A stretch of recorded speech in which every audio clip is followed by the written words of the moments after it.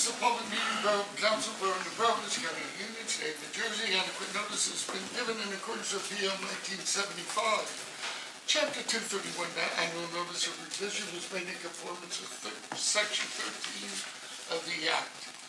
Okay. Your mic a little closer. Thank you.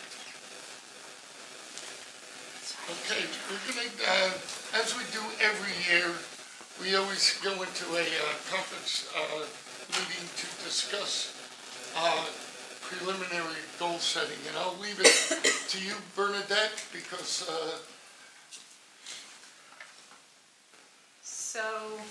I've had various conversations with many of you regarding where we're heading next year and where our departments are heading.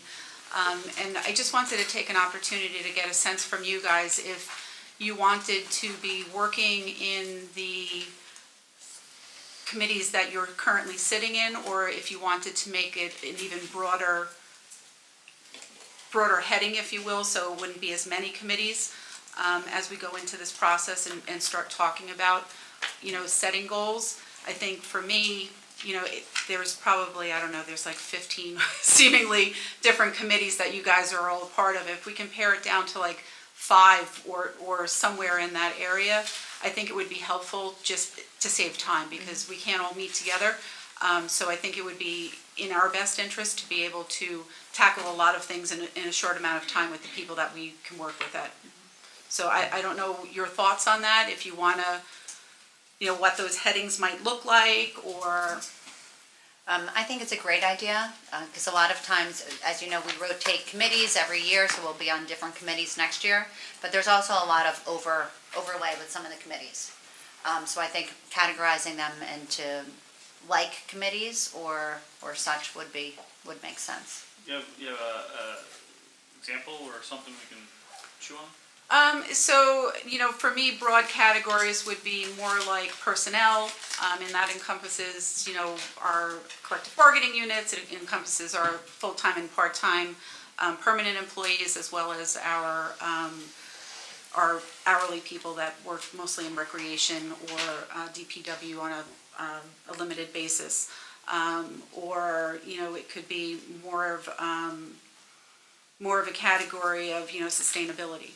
Right, so what are we putting into that bucket, or infrastructure? So instead of working on, the engineering, and then we're going to do DPW, and then we're going to do. There's a lot of things that actually fall under that broad category of infrastructure. yeah, I think engineering and construction should go with DPW. I mean, that's a natural. Yeah, that's a given. But the one thing I do want to say is, if we're going to work on the committee system, there's 2 systems you can work at. You have to trust your fellow council people when they make recommendations from a committee. Okay? And, years ago, we pretty much worked as, even though they said there were liaisons to different departments, they did work as council as a whole, where there were no committees, just one liaison, and you would have a work session every week. Then you would have a voting session, and it really got cumbersome with meetings, but you didn't have that thing where you lost communication. So it's something you guys have to decide. If you want to have more of these meetings, one every week. Well, I would definitely want to have more meetings. I feel like, maybe not like 5 a week, but, and if you're looking at our current council committees, there are some that would require more effort than others. There would be no committees. I'm just saying, those are the buckets if you're looking at them. Yeah. I think the committee system is a lot more efficient. Yeah. And the committee members can focus on what goes on in that committee and report back what you're supposed to be doing. But I know for a fact that we have meetings and Bernadette sends out emails and she doesn't get responses. And that's not right. You get an email, you need to respond. Read it, think about it, and respond in a timely manner. Because if you don't, then, everything gets botched up. So, you can go either way. I don't have a preference one way or the other. I can work in either system, I prefer doing the committee thing because it doesn't really affect me because I'm a member of every committee. And I try to make all of them, but, for you guys, I know it's time consuming. I'm, partially retired anyway, but, What's the alternative now? you have a meeting every single Monday or Tuesday. 1 week, one Tuesday it'll be a work session. The next Tuesday it would be a voting session. And if there's 5 in that week, in that month, you wouldn't have one. But that's how we worked it before. But when I first became mayor, that's what they did. And it took up a lot of time. It really did. But if we do the committee system we have now is much more efficient. But we all have to trust each other. When somebody makes a recommendation from a committee, it doesn't hurt to ask questions, but you have to realize that the committees have done their research already and asked a ton of questions, so. And then I would say at that point, it's up to the committees also to relay communication to council about individual, like if they have individual questions, of course you ask them here at meetings, but to parlay some information over as well. Well, if you have the question, you should ask Bernadette, because she's definitely. at all the meetings. Yep. So, but, we've come across a couple things that have come up, and we really gotta, adhere to the way the system works. Yep. Agreed. So, but I think, like construction and engineering, that's a no-brainer. Yeah, that makes good sense. They're all You could in probably line. throw in the capital review committee as part of that as well. Well, And that would I be actually. under finance. That would be. I think that should. Well, Yeah. perhaps they have to work together. And that's exactly what I'm talking about, because finance, the capital review committee actually it's part infrastructure and part the money part, right? You guys would have to decide which part you would want it to be. Because, and strictly for this goal setting, not necessarily moving into next year, but, in order to get through the goals before, we actually have to present them in November, I think it's important that, we give enough flexibility that we can work, and then correlate them together. I agree. Public safety would go with that too, because public safety is public safety's- public safety is a part of the capital, right? So when we're talking about certain needs for public safety, so not that you would put it together, but I'm saying there is a component of the capital review committee that's related to public safety. Yeah. So that's whereas a lot of it that's a combination of, example of how things are so entwined. So some of the broad topics I had down were personnel, infrastructure, finance, affordability. We do have our next round of affordable housing coming up in 2025, and I do think we need to be spending part of next year actually making sure that all of our Ts are crossed and our Is are dotted, and that we're in good shape moving into the next round.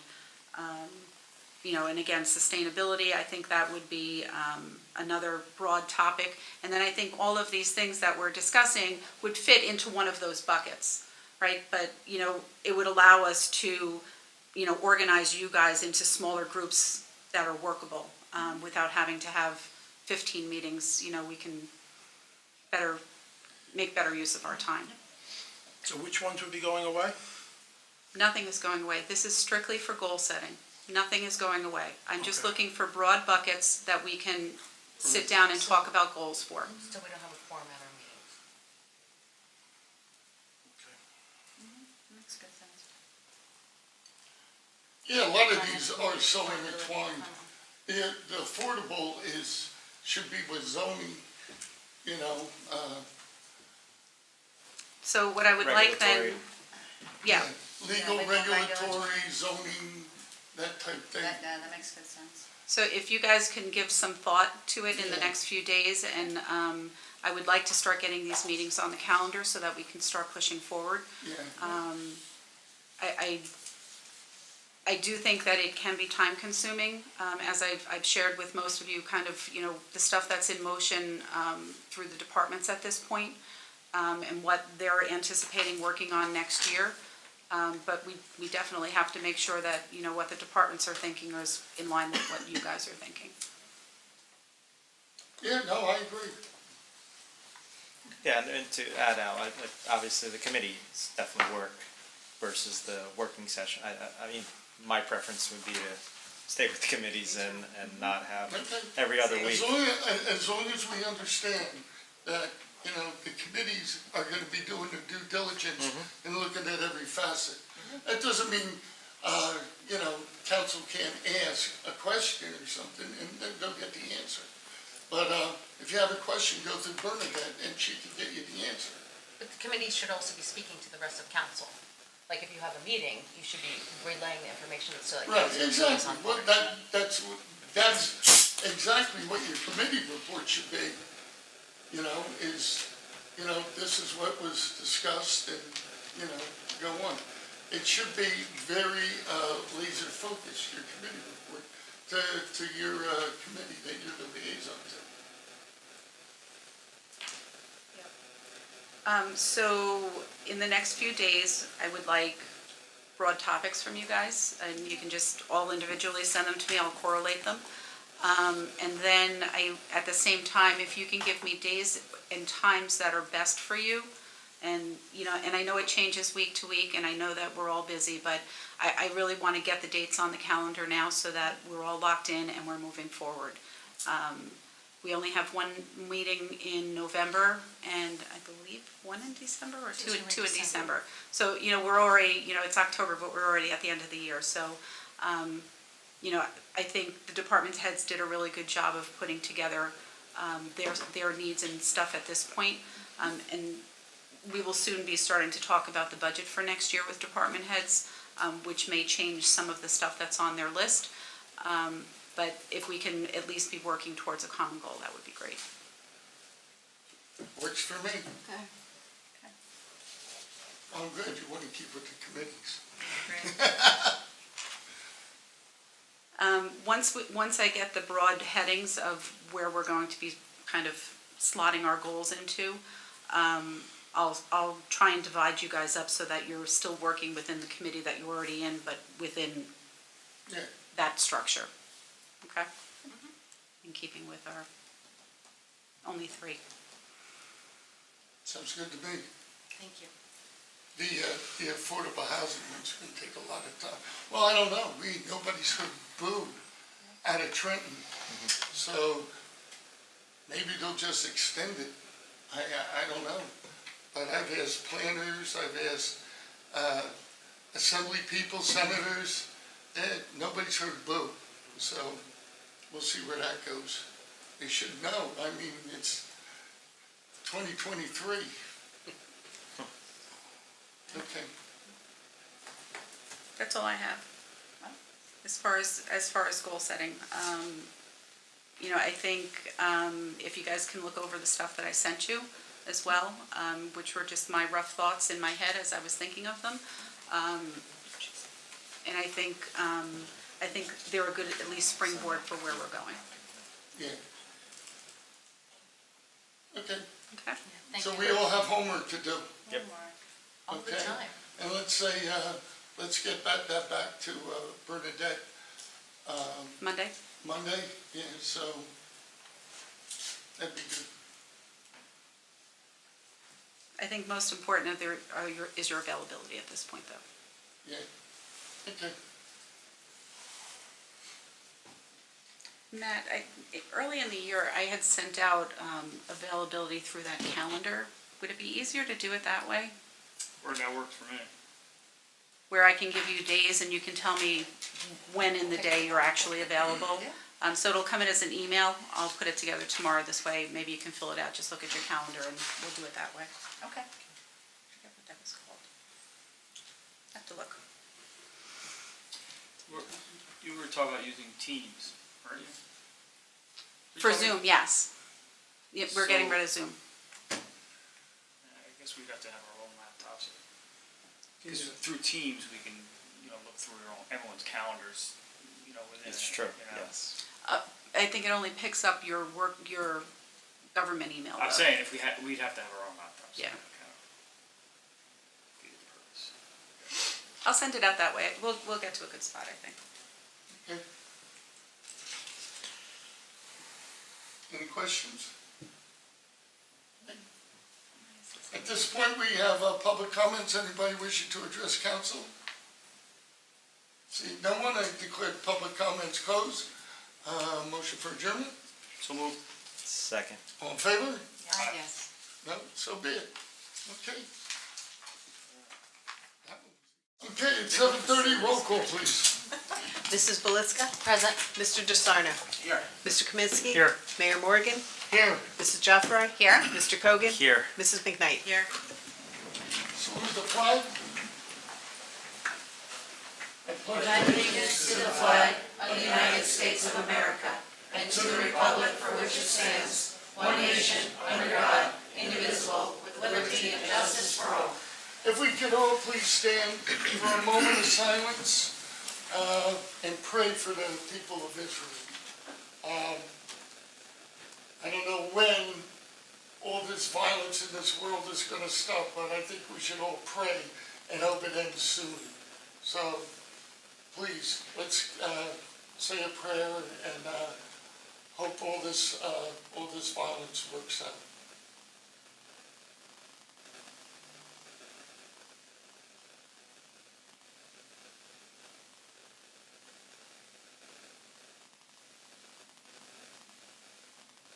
Thank you very much. It's a public notice. The Borough Council, Borough of New Providence, County of Union, State of New Jersey. Adequate notice has been given in accordance with PL 1975, Chapter 231. That annual notice of revision was made in conformance with Section 13 of the Act. Right now, we have a public hearing of Ordinance 2306. Wendy, please read the title. An ordinance of the Borough of New Providence, County of Union, State of New Jersey, amending zoning ordinance. Okay, what this is the second reading to amend the side yard setbacks for townhouses in the C1 commercial district. Can I have a motion, please? So moved? Second? Second. Anybody wishing to address council on this ordinance and this ordinance only, please raise your hand. Seeing no one, I declare the public hearing closed. Roll call, please. Mrs. Belitska? Aye. Mr. DeSarno? Aye. Mr. Kaminsky? Aye. Mrs. Joffrey? Yes. Mr. Kogan? Yes. Mrs. McKnight? Yes.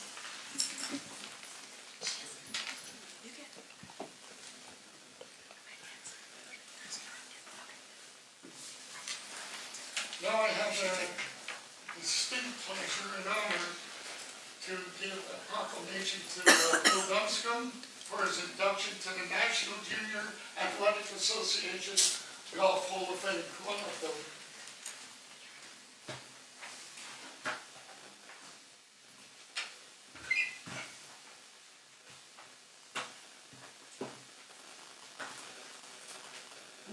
I'm not going to say William, I know he's Bill, okay. Whereas Bill Dunscombe began his career at Union College in 1971, and whereas Bill Dunscombe served as head golf coach for Union County College from '75 through 2019, and whereas while as head coach, he led the team to win 2 GSAC championships, 1 Region 14 championship, had over 500 team victories and 7 Garden State Athletic Conference titles. And whereas Bill Dunscombe coached 1 NJCAA All-American and 4 student athletes that went on to become professional golfers, and had an individual or team participate in 18 NJCAA national tournaments. And whereas in 1981, Bill Dunscombe was inducted into the college's Athletic Hall of Fame. And whereas Professor Dunscombe, who we should say Dean now, right? Received the Augie Iasa, did I say that right? Okay, award from the National Junior College Athletic Association. And the Augie Iasa Award is the highest honor given to a coach and is awarded to an individual who exemplifies and demonstrates committed service and dedication in Region 14, which includes New Jersey, Eastern Pennsylvania, and Delaware.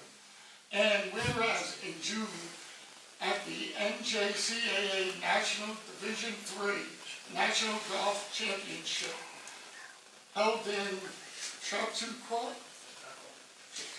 New York, Bill Dunscombe was inducted in the National Junior Athletic Association Golf Hall of Fame. And whereas Bill Dunscombe is a lifelong resident of the Borough of New Providence and has performed many acts of community service, which includes the Lions Club, which we both participate in, and you taught it by senior citizens and our center. So now therefore I, Alan Morgan, Mayor of the Borough of New Providence, County of Union, State of New Jersey, hereby heartily congratulate Bill Dunscombe on his induction to the National Junior Athletic Association Golf Hall of Fame.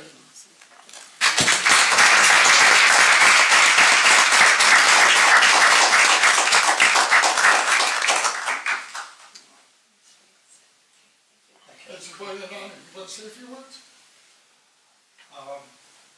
The success of being a good coach is to recruit the right athletes to attend. And one of the things that I've been very fortunate with is I've had a number of athletes that have come who are not only athletes, but they're also scholars. They wanted to earn their way. And the fact that 4 of my players have gone on to become professional golfers, I'm very, very pleased about that. I should just tell you one thing. There is a big difference between being a golf coach and being a good golfer. I'm not so sure that I got that good of a player.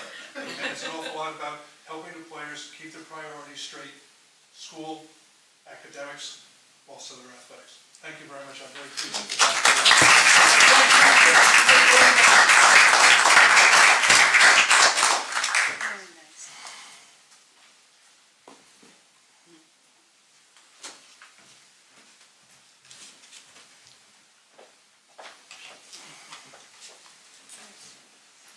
Okay, I need approval of minutes for August 15th, please. So moved? Second. All in favor? Aye. Yes. No, so be it. Okay, first correspondence is from the Memorial Library and requests to share costs for the wetlands. I already talked to Mark Andres, the president, and Bernadette about this. I think we need to talk a little more about this, and we're going to meet with Stacy, Airboard, and Keith, and see what exactly they want to do here. So, okay, public service, electric and gas, borough-wide vegetation management work. That's to clear vegetation off the transmission lines. Okay. As I keep reiterating at all the meetings, these utilities get statewide general permits, so this is just pretty much just letting us know that they're going to be doing it. It's a courtesy, pretty much. Okay, Atlantic City Commissioner, about invitation to sign the offshore wind development support letter. And that's it. Any comments? I'll talk a little bit about the library just for a second. They want a survey, and we don't know what the survey is. So I was just gonna give a little background as to why they're looking for the survey. Okay. I'm on the library board, so I just want to give a little bit of background on that. So part of their strategic plan includes maybe expanding a little bit off to the side in either the front or the back. They've gone through a couple of iterations of different floor plans. They can't really move forward, like Al said, until they get the survey, and because it's in wetlands, the survey's never been done, so there's no precedent.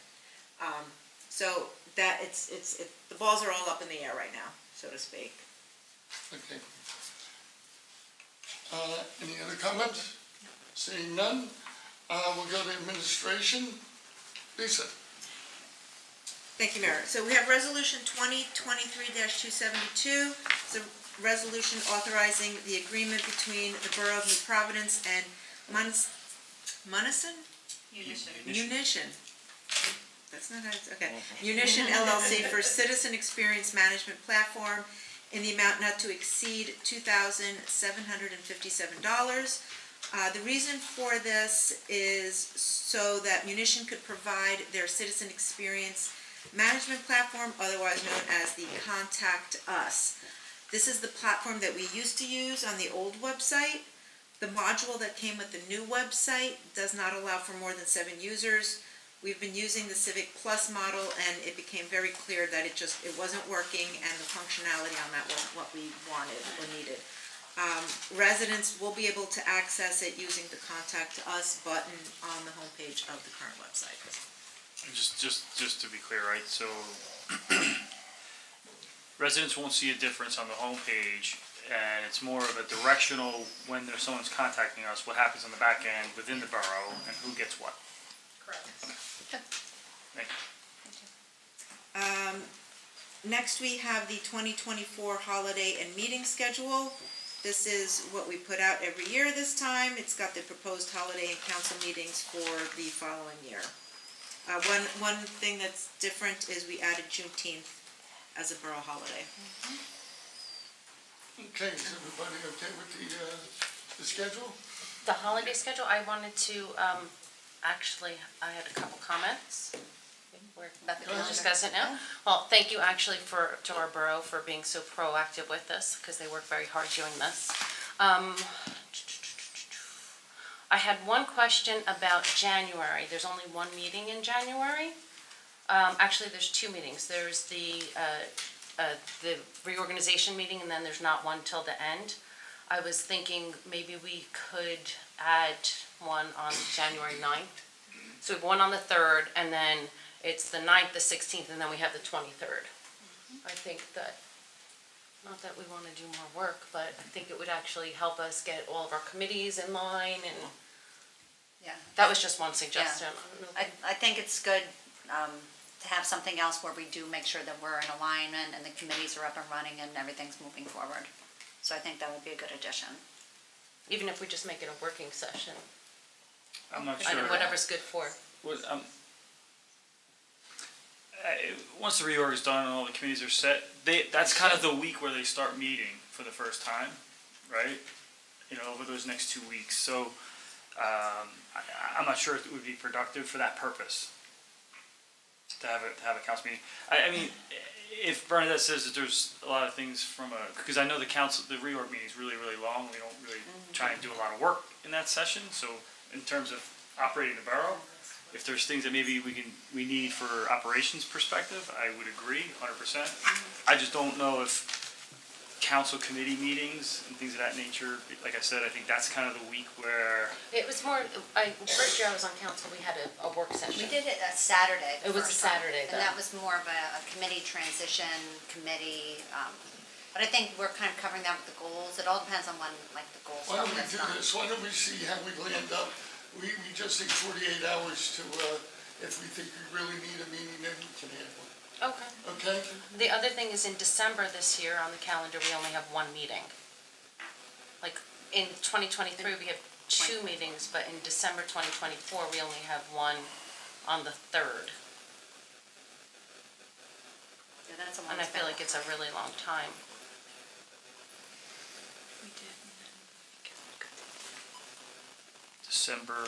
December, I mean, mean- it would help with the running of the business. Matt, that was the one we talked about in committee.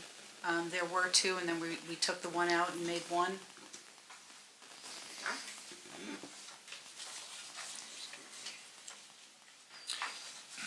I mean, we have the planning board meeting, conflicts, right, and then you got the holiday. In 2023, it's council, planning board, and then council. This year, it's the conflicting one Yeah. for 2024. We talked about possibly adding one in committee. because it wasn't on the calendar that day. But we had talked about adding one because it was short that month. The planning board will adjust their calendar according to your meeting schedule. It's on there right now because there wasn't anything there. If you wanted to add one on the 17th, we could. From your perspective, from running the borough, is it beneficial to have an additional one? I mean, we're gonna need to pay bills before the end of the month. Okay. That works. We can add it in. Okay. So we add that the 17th, the planning board then would most likely only have one meeting that month. Yes. Yeah, because the 31st is a holiday. Okay. Well, it's New Year's Eve. Okay. Works. So just to be clear, we're adding in the 17th? Yeah. Yes, please.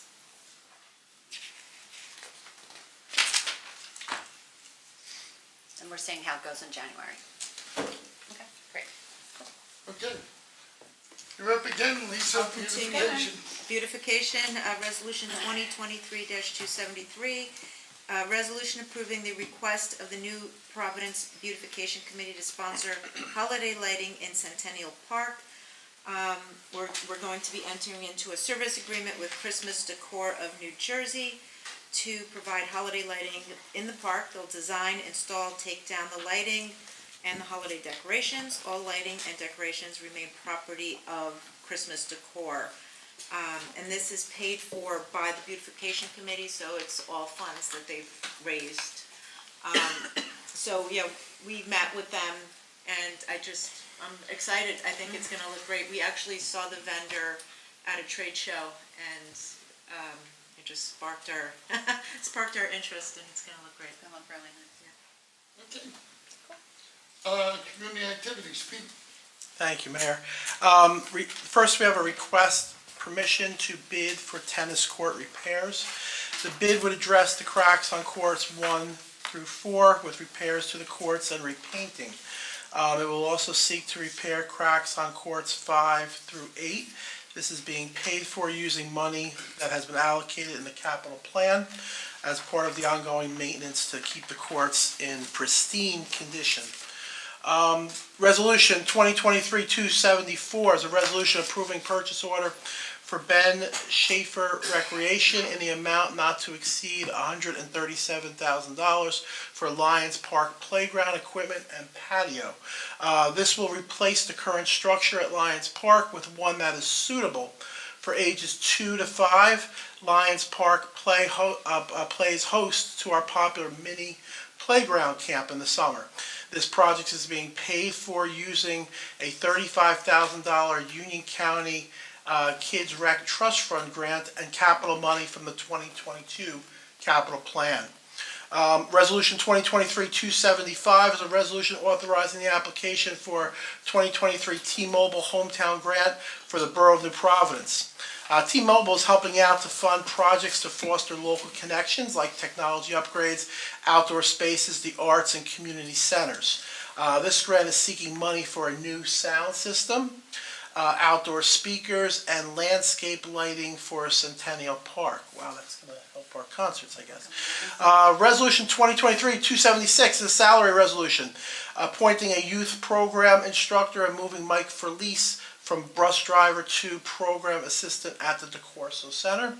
And finally, Resolution 2023-277 is a resolution accepting the proposal of Collier Engineering and Design, Inc. for professional surveying and engineering design services regarding pickleball courts. So this is for a survey, design, and bidding services related to the installation of permanent pickleball courts in the tennis complex adjacent to the existing tennis courts. I was just speaking with our borough administrator. I think she's had some preliminary rough discussions about what possible approximate numbers a project like this would cost. Bert, I don't know if you could add any additional. In speaking to the borough engineers, we're looking at, in the neighborhood of $100,000 a court, depending on whether there'll be lighting, if we can use the existing stanchions, if the lot has to be graded. So there's a lot of things that will determine what the final cost of the project is, but as with every large-scale project, we'll be going out to bid for it. Okay, Did thank you. this project change at all from what we were originally talking about? Were we talking, I mean, how many courts were we originally saying? The plan that you guys, that's attached to the resolution is, it shows 5, it could be 2, but 5 fit. So after they come back with the survey, we'll have a better idea of actually what's usable and what's not. That's what we're paying for. We're paying for the engineers to The design of do the survey, and then design it and cram it in. That's it, Mayor, thank you. Okay. Engineering, Thank you, Mayor. Resolution 2023-278, resolution approving requisition R2301821 for Hannon floor covering in the amount not to exceed $48,195.38 for municipal center carpet replacement. This is to replace the worn carpeting at the municipal center on the second and third floors. It's about 18 years old, the carpet. finance, Diane. Lisa. Oh, wait, Lisa. Thanks, Mayor. Resolution 2023-279 is a resolution authorizing the payment of the attached bills payable list in the amount of $2,490,716.63. Some of the more significant items, we're getting used to seeing this, right? The Board of Education, $1,411,046 for their October payment. City of Summit, $331,862. This is New Providence share of the Division Avenue project. This was paid with capital funds. So I think we've talked about this before. We each took half so that we got a nice new street. Mountain Valley Dispatch, $190,307. This is the fourth quarter payment and also our last payment to Mountain Valley Dispatch. Going forward, our cost savings will be significant for dispatch. State of New Jersey, we're looking at $125,658 for the October state health benefit premium. And the New Providence Library, their October payment was $93,300. Okay. Legal, Diane. I believe McKinley Mertz will be giving us a presentation first.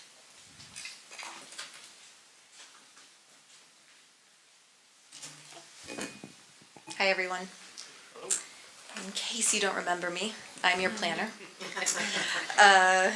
I'm here about the amended spending plan that I believe Bernadette passed out to everybody.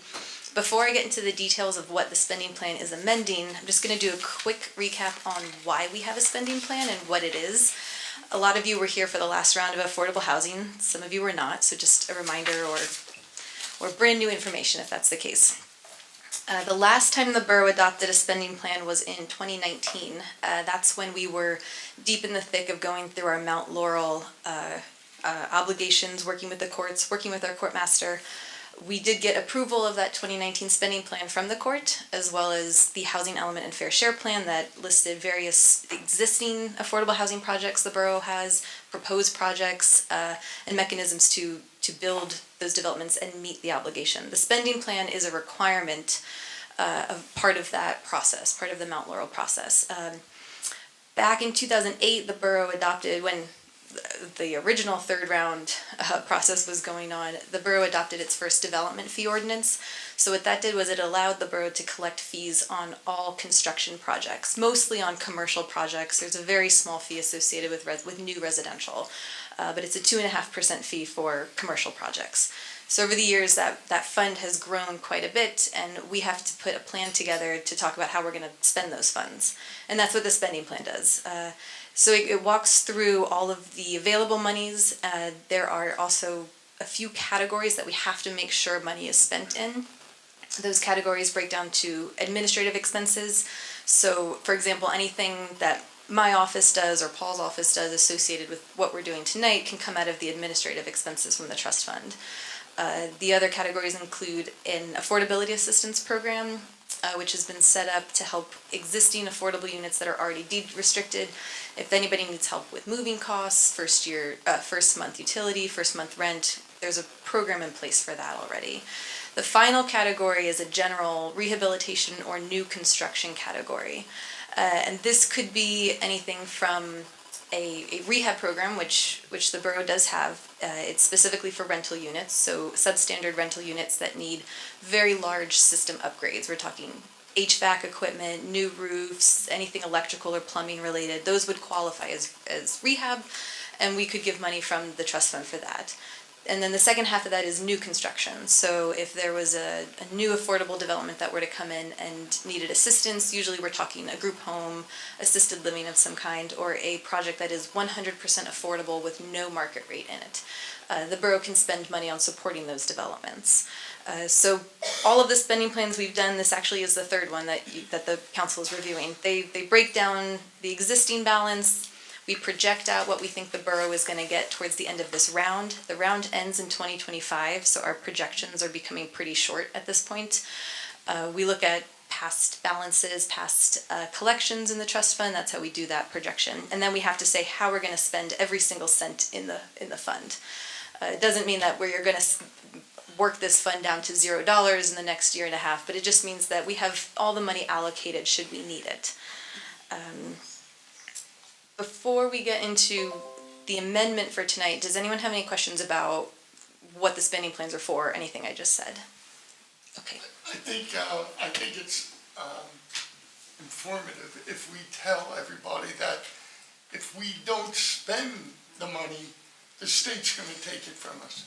So we might as well spend this money and increase the better the quality of life for our seniors here to rehab our facilities. Thank you, Mary. I appreciate that. Yes, Yeah. if and that's not just the borough; it's any municipality in New Jersey. If they decide, when I say they, it's probably Fair Share Housing Center, but really it's the DCA. If they decide to start looking into municipalities' trust funds and they find out that towns have not been spending the money they've been collecting, they can take those funds and put them into the state affordable housing trust fund.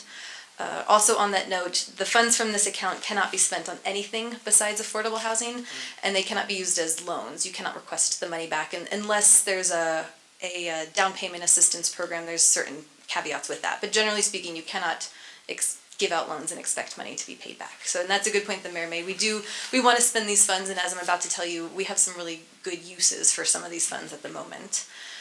So that brings us to the Elizabeth Barabash Manor, which is right across the street here. I'm sure everyone is familiar with it. It does consist of 22 low-income senior units. So everybody in that development, and I apologize, I can't remember if it's a 55 and older or 62 and older, but regardless, it is restricted for senior. No families in that development. It was built in the mid-90s. Myself, Paul, your administrative team, we've all done a little bit of digging. Thank God for Wendy. She has archives everything going back 30 years or so. So we tried to trace down what was happening here because earlier this year, Bernadette got a notice from the bank that the Elizabeth Barabash Manor had defaulted on their mortgage that they had taken out in 2013. The borough does own the land. That is a borough-owned property. In the 90s, it was leased to an organization called the Church Coalition for New Providence Affordable Housing Corporation. We're just going to call it the Church Coalition. In the 90s, the funding associated with this was through HUD, and there was a specific program that required a religious affiliation, and I believe that's how we got to that. So they leased the property and constructed the building that has the rental units in it. The deed restriction on those units is 30 years, so it's set to expire the last day of February 2025. So really it's an appropriate time to be doing what we're doing because we don't want to let those restrictions expire. We want to make sure that those units remain affordable for the senior population. It's not just the senior population of New Providence. They are available to anybody in the area who wishes to submit an application, but it's an important demographic that we want to continue to serve. So the amendment to the spending plan, and I should say, based on a conversation we were having earlier, any major expenditures that come out of this fund have to be line itemed in this plan. So that is the original 2019 spending plan set aside $100,000 for the Elizabeth Barabash Manor. Back then, we thought we were going to need to replace their roof. We tried to give them that money. We tried very hard, and when the pandemic hit, we had a harder time getting in touch with them, and they ultimately rejected the money. But because we are proposing, at this point, $550,000, we needed to amend that line item because that's quite a bit more money than had been planned for and that the court had approved. So the $550,000 will satisfy. It's about $437,000 that's owed on the mortgage. That will satisfy the mortgage and cover any additional interest or fees that are associated with that. It is specific that any money not spent will be returned back to the fund. So we'll cap out, and then if there's any left, it'll come back to the trust. This isn't so much a spending plan detail, but it was important to add as it's the context of the property. The borough, under my recommendation and Paul's recommendation, neither one of us recommended the borough become landlords of this property. Once you satisfy the mortgage, it becomes yours, and I would never recommend a governing body, municipality, be a landlord. So what is proposed in the spending plan is to sell the property for a very nominal fee of $1 to a acceptable, approvable, someone who's really experienced in the community, a developer who's good at maintaining buildings, upgrading buildings, and specifically renting them out for qualified low-income individuals and households. The organization that was identified is called Community First Initiative. They have maintained, developed, monitored rental projects all over New Jersey. I'm not as familiar with one right here in Union, but I know they've done Monmouth, they've done Somerset, I believe, Morris County, so in the area. So they will take over. There will be a deed of sale. The important part of this, though, is that should the property ever cease to be used for affordable housing, the ownership will revert back to the borough. Because we don't want Community First Initiative to, some act of God in 15 years, they end up going out, they can't do it anymore. It will revert back to the borough, and we'll figure out the process when and if that happens. But regardless, it will always be maintained as affordable, and with this, we will extend the deed restriction at least another 30 years. I think there was discuss of maybe even 40, but that will also hopefully allow us to capture these additional credits in the next round. In the past, Fair Share has given us credits when a development was assigned to a previous round, but then we upped the use restrictions. We were able to accept those credits again because now they're serving a completely different population, is the theory. I say that with a caveat because, as we all know, Fair Share sometimes changes their mind, but that is my experience in the past. So we are hoping that we can claim additional credits with this in the future. So the plan lays all this out, and it identifies the expenditure for this. It really doesn't touch the other categories with the exception of fulfilling the required percentages for each category. And the focus on this amendment really is the Barabash Manor. So with that, I'm happy to answer any questions. That is the basis, though, of what you're reviewing tonight. There's one comment, one question. Just to make sure we're clear, the trust fund itself, it doesn't have $60 million in it, right? So that we don't, I know people asked, when we were finalizing our plan, why don't we just buy property and build affordable housing units, right? Number one, we're not in the business of being a landlord, like you said. Number two, it's $1.2 million, I think, in the trust, something like that, right? As of early September, it was 1.5. 1.5. Yeah. So I just want to make that comment. And my question is, are we, or can we, if it's not in here, ask them to make specific upgrades or spend at least the amount of the money of the mortgage amount that we're paying down for them to upgrade the building? Yeah, that's a really good question because the building needs significant upgrades. The borough has been working with them, and part of the agreement will be those upgrades. The $550,000 will go specifically to satisfying the mortgage. However, we are aware that there is money available from the county and the state too. Yeah, for both the county and the state, they are working on entering into agreements with those entities. But there's, I believe, $1 million. Yeah, $1 million available for the upgrades. Should that prove not to be enough, we could use the rehabilitation category of the borough's trust that could also be assigned to it. As of right now, their estimate, because they have reviewed the building, they've provided an estimate for how much the upgrades will cost. The money available from the county and the state should cover the needed upgrades. And we're talking roofs, HVAC, all new appliances in the kitchens. I think the stoves are maybe original. So we absolutely, that they will be updated to current standards.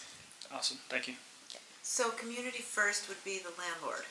Correct. They would be collecting? It would be the owner. The It would be owner slash, I mean, landlord's not quite the right term because it's a different relationship, but yeah, they would be managing and owning the building. And collecting the rents? And making sure that everything is up to par? Yes, and they are a nonprofit organization, Okay. yeah. And we also, as the borough, there's the capacity, inspections, making sure everything does get renovated. They'll have to pull building permits, so there will be oversight from the borough. And if they cease using it for affordable purposes, the deed will have a provision that it reverts back to us. Right. Because we need those credits. Yes. Right. Okay. Very happy to see that. My grandmother used to live there for about 12 years. Oh, wow, so- yeah. And back then, that was 5 years ago. It was in need of repair then, so I'm very happy to see this, so thank you. Absolutely. This is going to be a good benefit for the community. Agreed. Any other questions? No? Thank you, McKinley. Thank you, guys. Thank you. So then that brings us to Resolution 2023-280, a resolution of the Borough of New Providence approving Second Amendment to the Trust Fund Spending Plan, which McKinley just gave us an overview of. Then I'm just going to reiterate, municipalities with an affordable housing trust fund, which we have, are required to receive approval of our spending plan. Or a court competent jurisdiction prior to spending any of the funds in the housing trust fund. This amended plan includes using the funds of about $550,000 to acquire the Elizabeth Barabash Manor and satisfy the mortgage from the Church Coalition of New Providence Affordable Housing Corporation. And then next we have the introduction of ordinance 2023-08. Do I have to ask you to read it? You may not know what protocol is. It's an ordinance of the Borough of New Providence, County of Union, State of New Jersey, authorizing the sale of property known as Lot 29 in Block 12 that is no longer needed for public use. And this ordinance will authorize the sale of the property by auction between the contiguous property owners, which there are two, for a minimum price of $24,340 as determined by the borough tax assessor.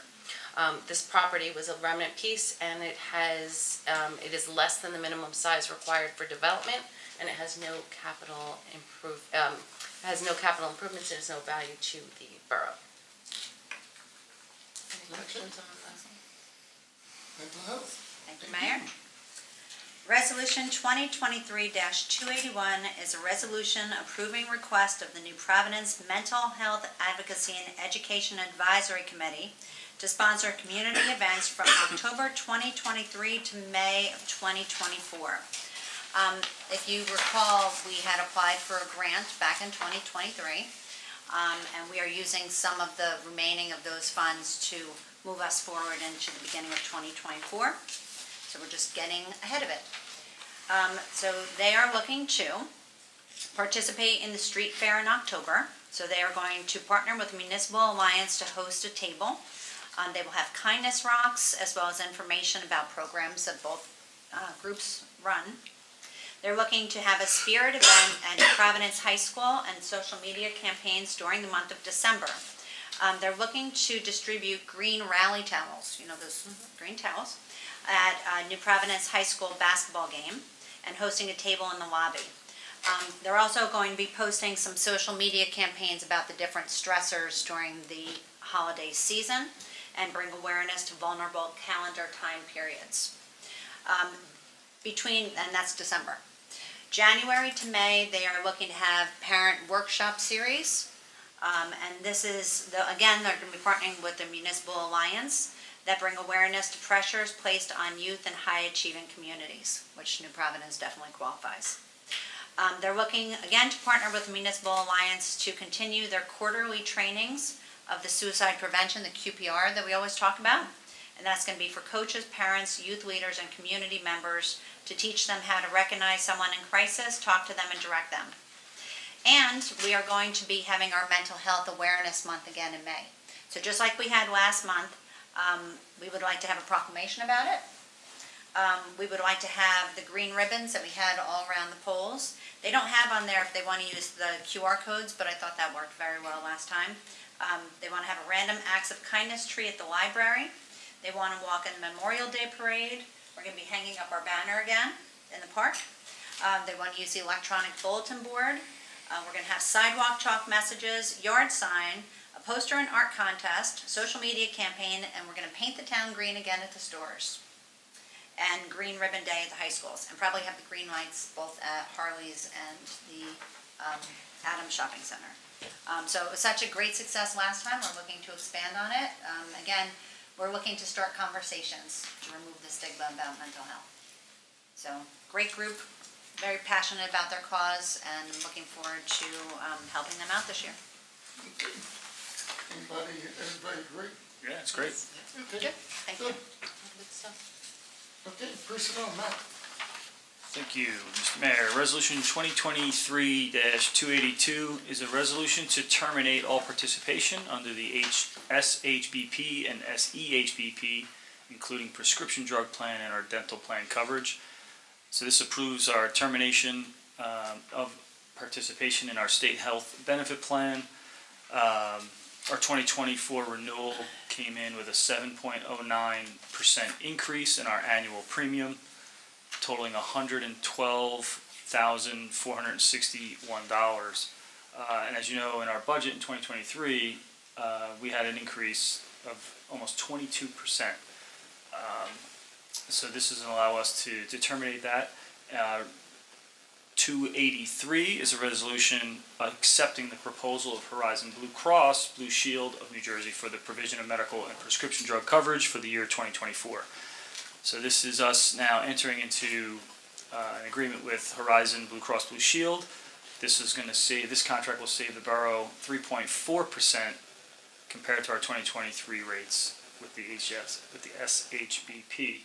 And if my math serves me correct, that's roughly $50,000+. Resolution 284 is a resolution appointing Geraldo Rivera as a videographer for the Borough of New Providence, County of Union, and State of New Jersey. Geraldo is going to be our new videographer starting in November as Brian Hogarth's retirement at the end of the month. And Geraldo's in the back there learning the ropes, so welcome. Resolution 285 is a resolution accepting written retirement resignation from Mark Alaco as road person for the Borough of New Providence Streets and Roads Department. Mark Alaco is going to be retiring at the end of the year, effective December 31st. He has worked for the borough for the past 11 years. We want to thank Mark for his service to our community. And lastly, we have an authorization to advertise for a road person vacancy that Mark is leaving. The successful candidate for this position will possess or have the ability to obtain a CDL Class A license within 1 year of being hired, and this position will start January 2nd of 2024. Okay. You might want to thank Mark for his service, but I also want to thank Bernadette.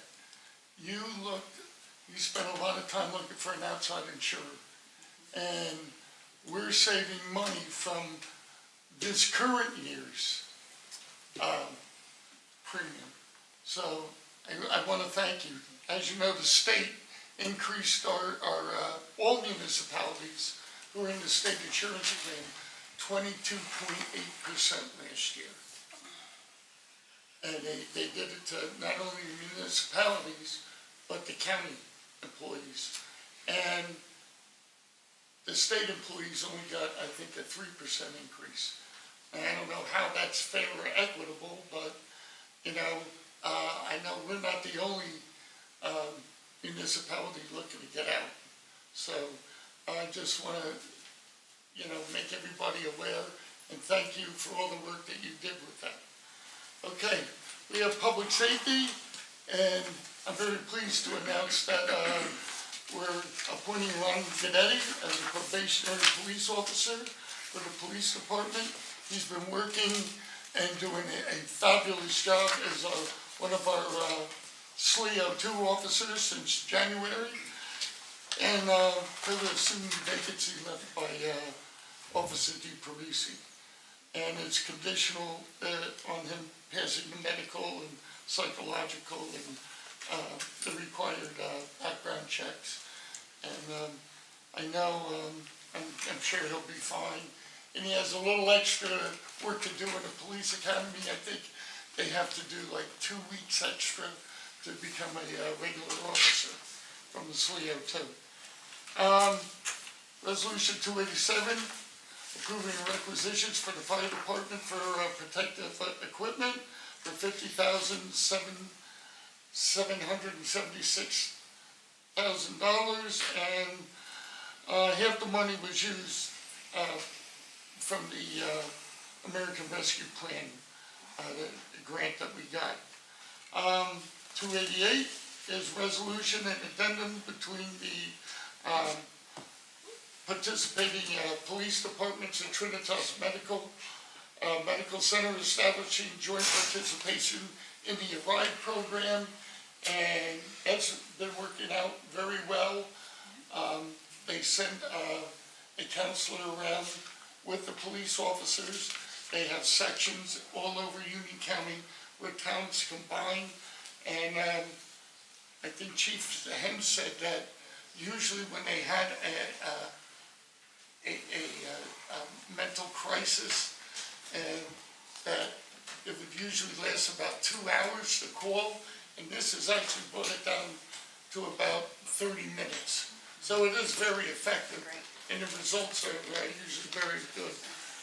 Okay, 289, requisition for computer and systems and methods, not to exceed $55,000, and that's for the fire department mobile dispatch terminals, okay, for the fire department.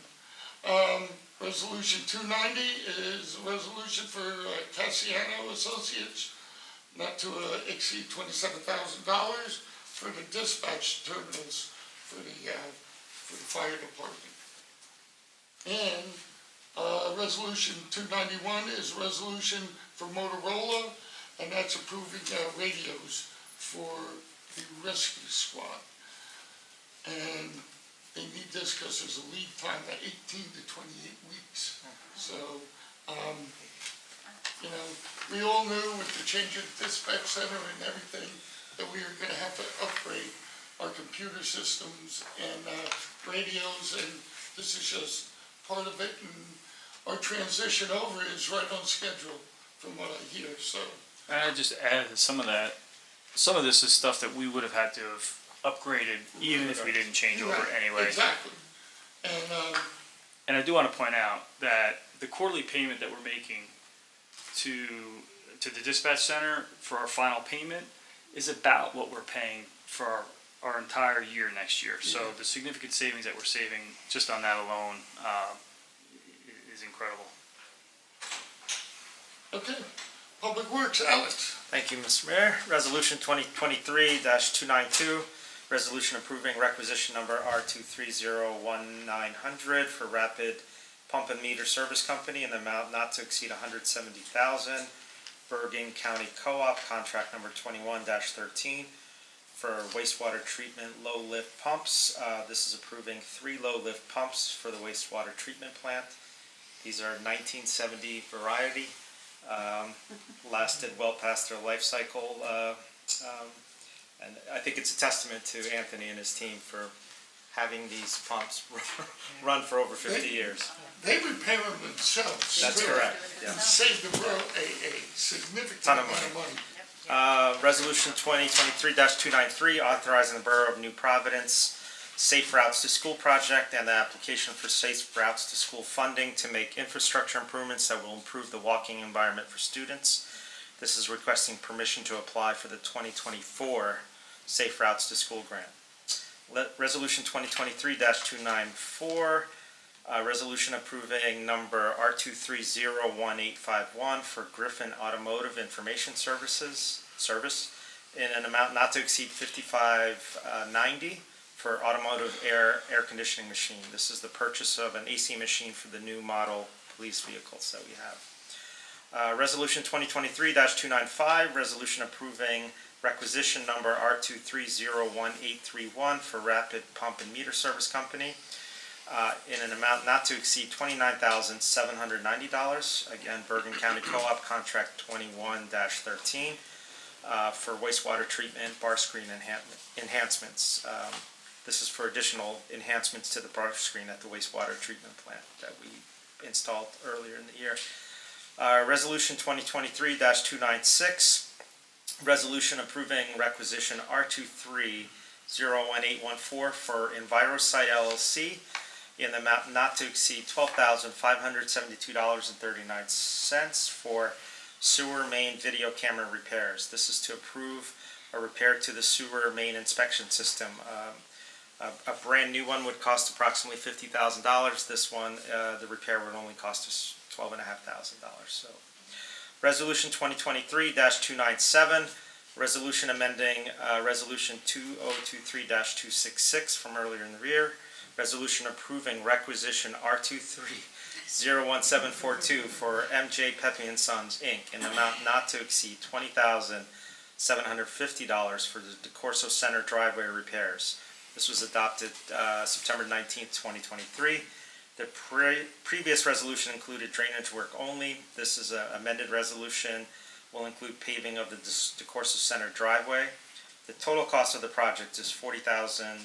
$30,000 of this project is being paid for with the CDBG grant.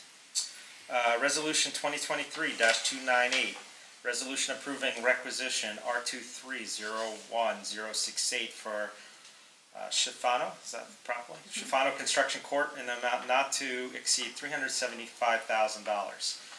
MCCPC contract number 6 for 2023 road overlay program. This resolution approving paving on the roadways that have been disturbed by PSENG gas main replacement projects. As with the Phase 1 project, the borough is working in conjunction with PSENG to ensure roads are paved curb to curb on each road. That was part of the gas line replacement. PSENG is only responsible to pave half of the road they were working on unless the road was paved within the last 5 years. That's all I have. Okay, I think we had our discussion item at the conference meeting. Committee reports, Diane? We had a very successful sustainability event, the Free Cycle Fest. Historical Society has a couple things coming up, 4 Centuries in a Weekend, which is the 21st and the 22nd. Guided cemetery tours, which are also, I believe, on the 22nd. And there's a lot of stuff going on, so look at their website. And I think that's about it. Can I just comment on that Free Cycle event? What a great event it was.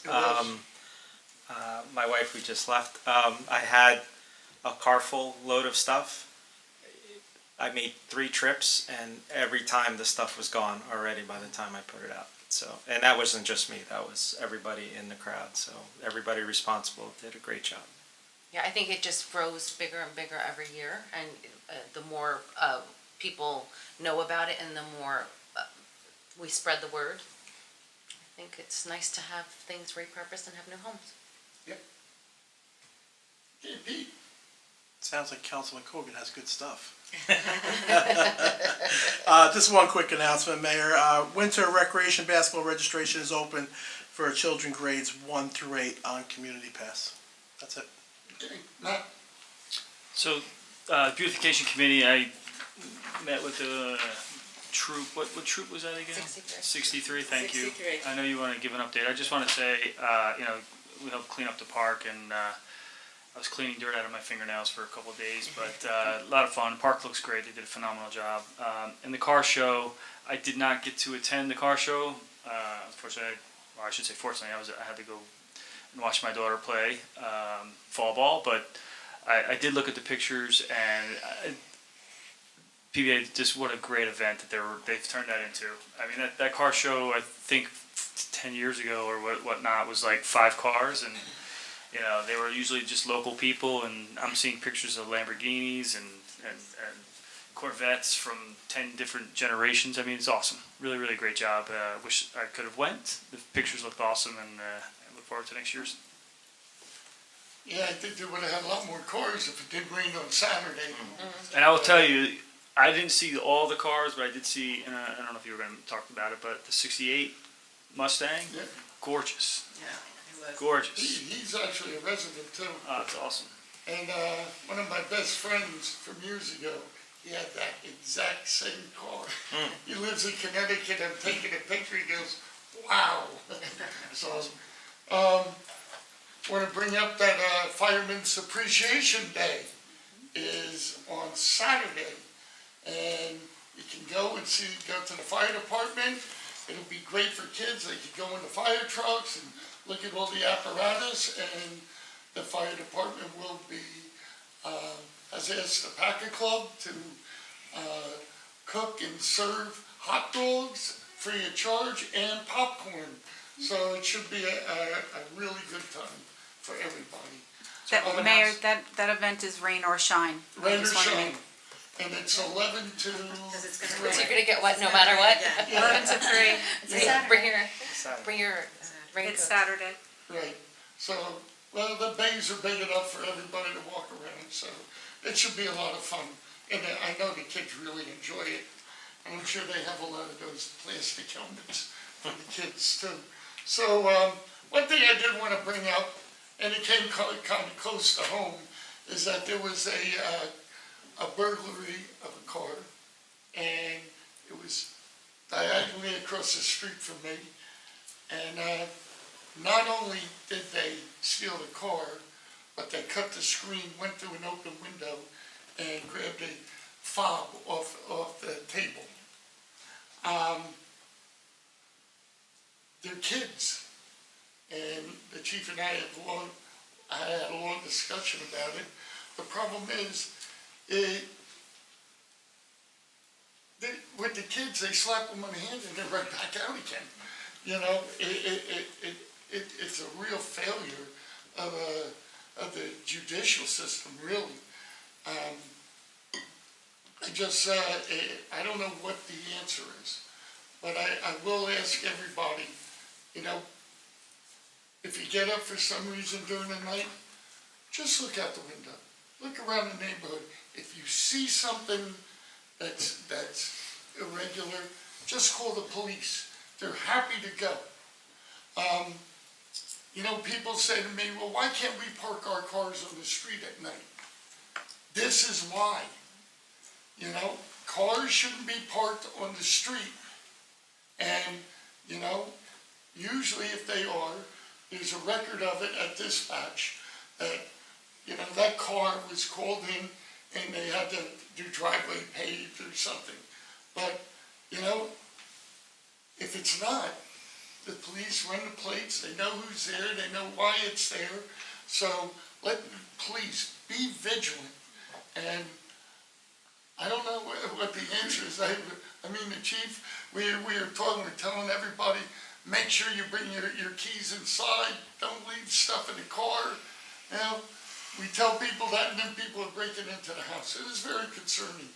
And I mean, we've been lucky in this community, right, Dan, for a long time. I mean, we do have some car thefts, but not like in the surrounding communities. So I just ask people, please be vigilant, keep your eyes open, and don't be afraid to report irregularities. So it'll help everybody all the way around. So that's all I have. Nadine? I already reported on mental health, Okay. so operations normal. Great. Alex? Not much to report on the engineering side apart from, you see the infrastructure improvements we're making in the plant. Later this week, Bernadette and I and and Councilwoman Belisca are meeting with PSE&G. We've been talking about all the infrastructure enhancements being done, but with the water company, The gas company, we just want to touch base with the electrical utility to see what infrastructure improvements they might have pending. Lisa? I spoke a little bit before about the library, how they are undergoing their strategic plan to, add some nice significant changes to the library. So they are looking to, of course, try and raise some money for that. So part of that fundraising is the Friends of the Library will be doing a murder mystery on November 11th. November 4th. November 4th. Thank you, Donna. You were Good catch. Donna. You corrected me last time too, so thank you for being here. November 4th. The last we checked, there were only a couple of tickets still available, so it's going to be a lot of fun. It's going to be like in the stacks, and it just sounds very cool. So if you're interested in that and helping the library raise some funds, that should be good. Matt mentioned last Sunday at Centennial Park, we had Boy Scout Troop 63 there. They were an awesome group of young men. They really just make us proud, right, to have these kids in town. They're just so amazing how they roll up their sleeves, and they don't complain. They were there on a Sunday morning, right? They're high school kids. They were on a Sunday morning digging in the dirt, pulling weeds. They planted about 25 mums in the front over by the 9/11 memorial. They weeded, they trimmed back overgrown growth. They were there for about 3 hours. There were at least 10 of them. And so thank you very much to Troop 63 for that. And hopefully next week we'll get them in here and give them a formal thank you. Beautification. It was really nice. I went over and I was talking to them, and they were asking me about the different monuments in Centennial Park, about the monument that we got from Texas. Yeah. And, there's a lot of history there, and I can't believe it's been, we dedicated that in 2002. So, it's really amazing. So we just did the renovations on it, so it looks good, and we keep building on it. Alex reminded me there was another scout project in town. That was the bench around the tree in front of the That's library. beautiful. Isn't it great? Beautiful. Isn't It it was beautiful? Pat Fanning, maybe? Yes. Troop one. Troop 1. Yeah, that really is nice. Nice. And I forgot to mention, Beautification did purchase all the flowers that were planted that Yeah. Sunday. Yeah. Great. Okay. Bernadette? Just a few things, Mayor. Once again, residents have 3 options for leaf collection. We're heading into leaf season. All the rain seems to be bringing them down. You can either bag your leaves, and brush will be continued to be collected through December. On Mondays, you can have your landscaper collect your leaves. If they're putting them at the curb for us to pick up, you need a leaf permit. And if you're blowing your leaves to the curb on your own, you definitely need a leaf permit. Permits are $55. They're available online or through the clerk's office. Permits will not be sold after Monday, November 20th. So if you're procrastinating buying that permit, please get out there and do it, because you're going to get shut out and you'll be bagging those leaves at the end of the month. Leaf collection starts on the west side of town on October 23rd and the east side of town on the 30th. And we do recognize that there's not a lot of leaves that fall in those first pickups. So those people who do tend to procrastinate the leaf permit don't realize that until all the leaves are down, they can be getting it now. I had a meeting with PSE&G today. They are working to get some of our roads closed ahead of the winter.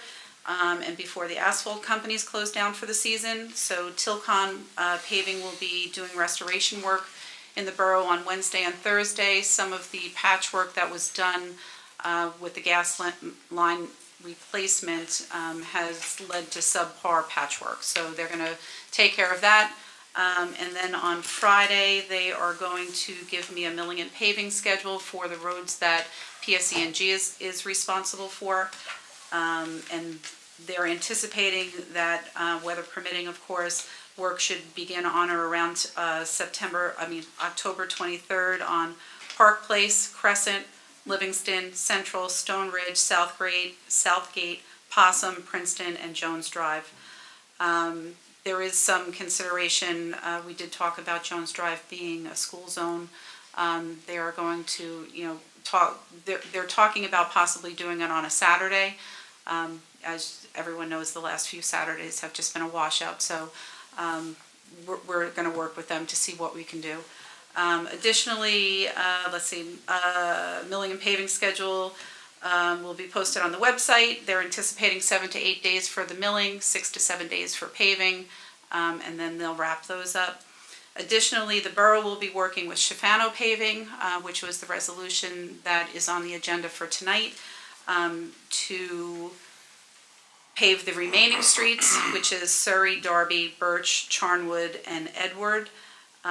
Once we hear from Schifano Paving about their schedule and their timetable, we'll get them out there as well. We generally have until mid-November before the asphalt factories shut down for the winter, so we are trying to push this through before that. The water company is also finishing up water main replacement on Walton, Vista, Osborne, and Walker. Their last connection was tied in today. They're doing inventory of their supplies, and they should have everything off the street by Friday, and then they will give us a paving schedule for those roads also. And those roads through the water company are also curb to curb. And then lastly, for me, the police department will once again be taking part in the DEA National Prescription Drug Take-Back Day on October 28th from 10 to 2 in the police parking lot. The police department encourages residents to bring any expired, unused, or unwanted medications on this day for proper disposal. And that will tie me into giving the microphone to my good friend, Chief Hen. You woke up. Thank you, Mayor and Council, for having me here. I just wanted to, first of all, I wanted to just talk about Anthony Carnival's record keeping at the wastewater treatment plant. His very good record keeping during Ida. We lost several pumps down there. We're able to be refunded through FEMA because we can justify the flow rates, the cause, the history of the pumps that were there, and essentially FEMA picked up the cost, a large portion of the cost for those pump replacements down at the wastewater treatment. So he does a great job down there. Well, I want to thank you because I don't think people realize how much work it takes to get FEMA money back. And I was shocked when during Hurricane Floyd, and we've gone through Sandy, Irene, and we've gone through all of it. But the amount of work that the chief has done to get these FEMA funds, not only working with FEMA, but you have to go through the state. It's a nightmare. And people think that, oh, FEMA's in here, you're going to get your money right away. Well, guess what? You don't get that money for a couple of years down the road. And, people said, well, you have, you have I hate using surplus, but that's what it's used for. You have to get these projects done, roads fixed, bridges replaced, and you have to wait 2, sometimes 3 years to get the money back. Reserves. Yeah. So, yeah, I'm from the old school. Yeah. But, and I know you fight with FEMA all the time and trying to justify all our costs. So I just want to thank you because people don't realize. Yeah, so Ida was September of 2021. Yeah. We're 2 years removed, and we still haven't recuperated a large portion of the funding Exactly. that we've requested. Hopefully, the large majority of it is done. Some of those things are easy to see, like the bridges, especially the bridge that affected Robert Schools for such a long period of time. But there's infrastructure projects in the borough that people don't normally see that we are looking for funding for. So, and it's very time consuming. FEMA has people that work on it full time. It's just a small portion of my day, but it does consume a lot of, when we're working on it, it consumes a lot of the time. So I appreciate the acknowledgement. Yeah. I just wanted to touch base too, briefly, what the mayor had talked about related to the burglaries that had just taken place that were, publicly discussed. I'm sure everybody can quite understand that, we're not immune from crime here in New Providence. I think we're situated well, just based upon our geographic location between 78 and 24, that we don't take the direct hits that our neighboring communities do initially, but inevitably they do come here to New Providence. So, those common sense things that we talk about taking fobs in, replacing lights on your property, making sure you're locking your doors. I know for, people discuss like, we come here, we live in this town, it's a safe community, and I want to be able to feel safe in my own home and leave my doors unlocked and go to the store, and not have to worry about that stuff. But, as a police officer here for 23 years, I just have to remind everybody, this is not the time to be reminiscent about the way it used to be. You need to be diligent about having lighting on your property. I can tell you that cameras are fantastic, but cameras are they're not a proactive approach. So they don't stop the crime from happening. They just help us try and solve crime. To the mayor's point, much of what's going on over the past, I would say, 18 months in this general vicinity of this western edge of Union County and parts of lower Mars County is crime being committed by juveniles. Our state associations are constantly lobbying our state officials to be aware of the ramifications of law changes. And I don't want to call it leniency, but tends to be a disposition on, well, if they got caught once, that's like the wake-up call. But we see crime analysis that comes from the state police and through our fusion centers that indicates that there's a recidivism rate through a lot of these juveniles who just, commit crimes. They know that there's limited enforcement, and they're very difficult to prove. The reality of it is the criminals have gotten smarter. They take proactive measures to inhibit our investigation, even though oftentimes they might be caught on video. So in one instance that followed up the night where the vehicle was stolen last week, we were fortunate enough to interrupt what was probably a burglary that was taking place on the western side of our town, on the eastern side of our town. So, our officers are out there every day. We're out there 24 hours a day, 7 days a week, 365 days a year, working for the citizens of New Providence, patrolling the streets of New Providence. There's many things that we do. We talk a lot about our community relations stuff, but at the end, at its core, we're police officers, and it's our job to enforce the law and to catch people doing bad stuff. So, fundamentally, we build relationships, and we can't do our job without the public participating in this project. So, I just want to be able to speak to you and speak to the public about, being an active participant, in your own, private residence, and ensuring that that if something is at a place, or you do see something, a car door open in the middle of the night, a car door open, when you're walking your dog at 6 o'clock in the morning, and you're like, oh, there's a car door open, and there's a car door open, call the police and let us know, because the likelihood is there was a crime that took place that night. So I'm free to ask, to discuss any questions you may have related to anything, to the limits that I can, from a criminal investigatory standpoint, but I wanted to make myself available for that. I think, what time was that crime committed? I mean, it was very early in the morning, wasn't it? Yeah, they're about 2 o'clock in the morning. Yeah. There's no rhyme or reason to the time. Generally, they're not taking place during the daytime, but, Right. to think that, a crime can't be committed at 1 o'clock in the afternoon. We do have a big portion of the population that does. You can just see that in the train stations, that they're home now. There's people here longer, and they're at their homes longer, so crime does seem to be more generated, but at nighttime, but they're not afraid, as we've seen, and it's not just in New Providence, it's in our surrounding communities, to go into those homes and look for the stuff that they want. And generally that is a key fob for a car, and to think that someone doesn't find that key fob and they won't go take that car and drive over your front lawn to get it out of your driveway, they will. So, you have to take extra measures in order to secure your property. It's an unfortunate circumstance, but it's part of our education campaign. So do you think they're seeing the key fobs from the out, like, how are they even knowing where to look for those? I think, I like to believe that there's a little bit of common sense there, that, most keys, if they're not hanging by a door or in a kitchen, that, they're usually on a table near the door.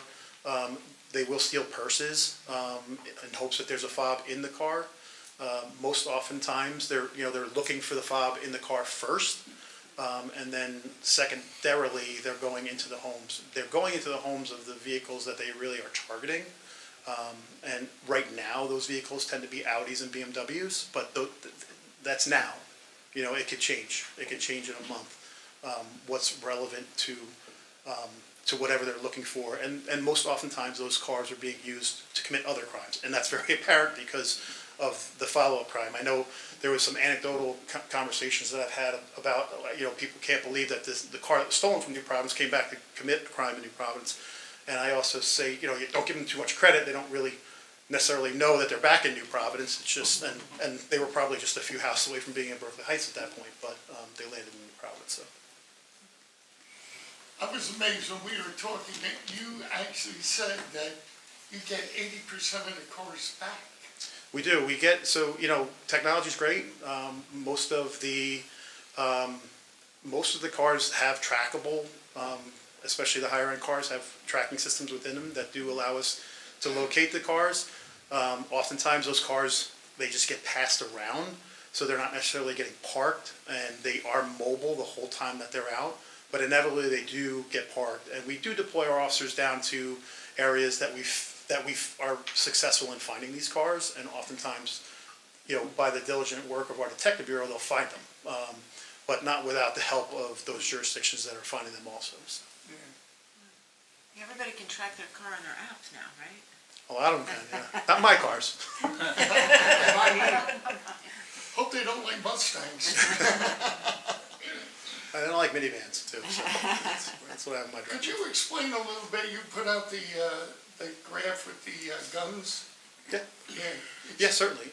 So I appreciate you asking that. So we had put out some information probably last week or so to just kind of summarize not so much the gun law changes that are actively taking place here in the state of New Jersey and across the country, but a lot of common sense information that we wanted to educate the public on either gun safety, gun storage, or what could be a violation of a crime if you don't take those two actions into account. So we put a nice graphic out there to educate the public on exactly what their role is in having a gun safe community.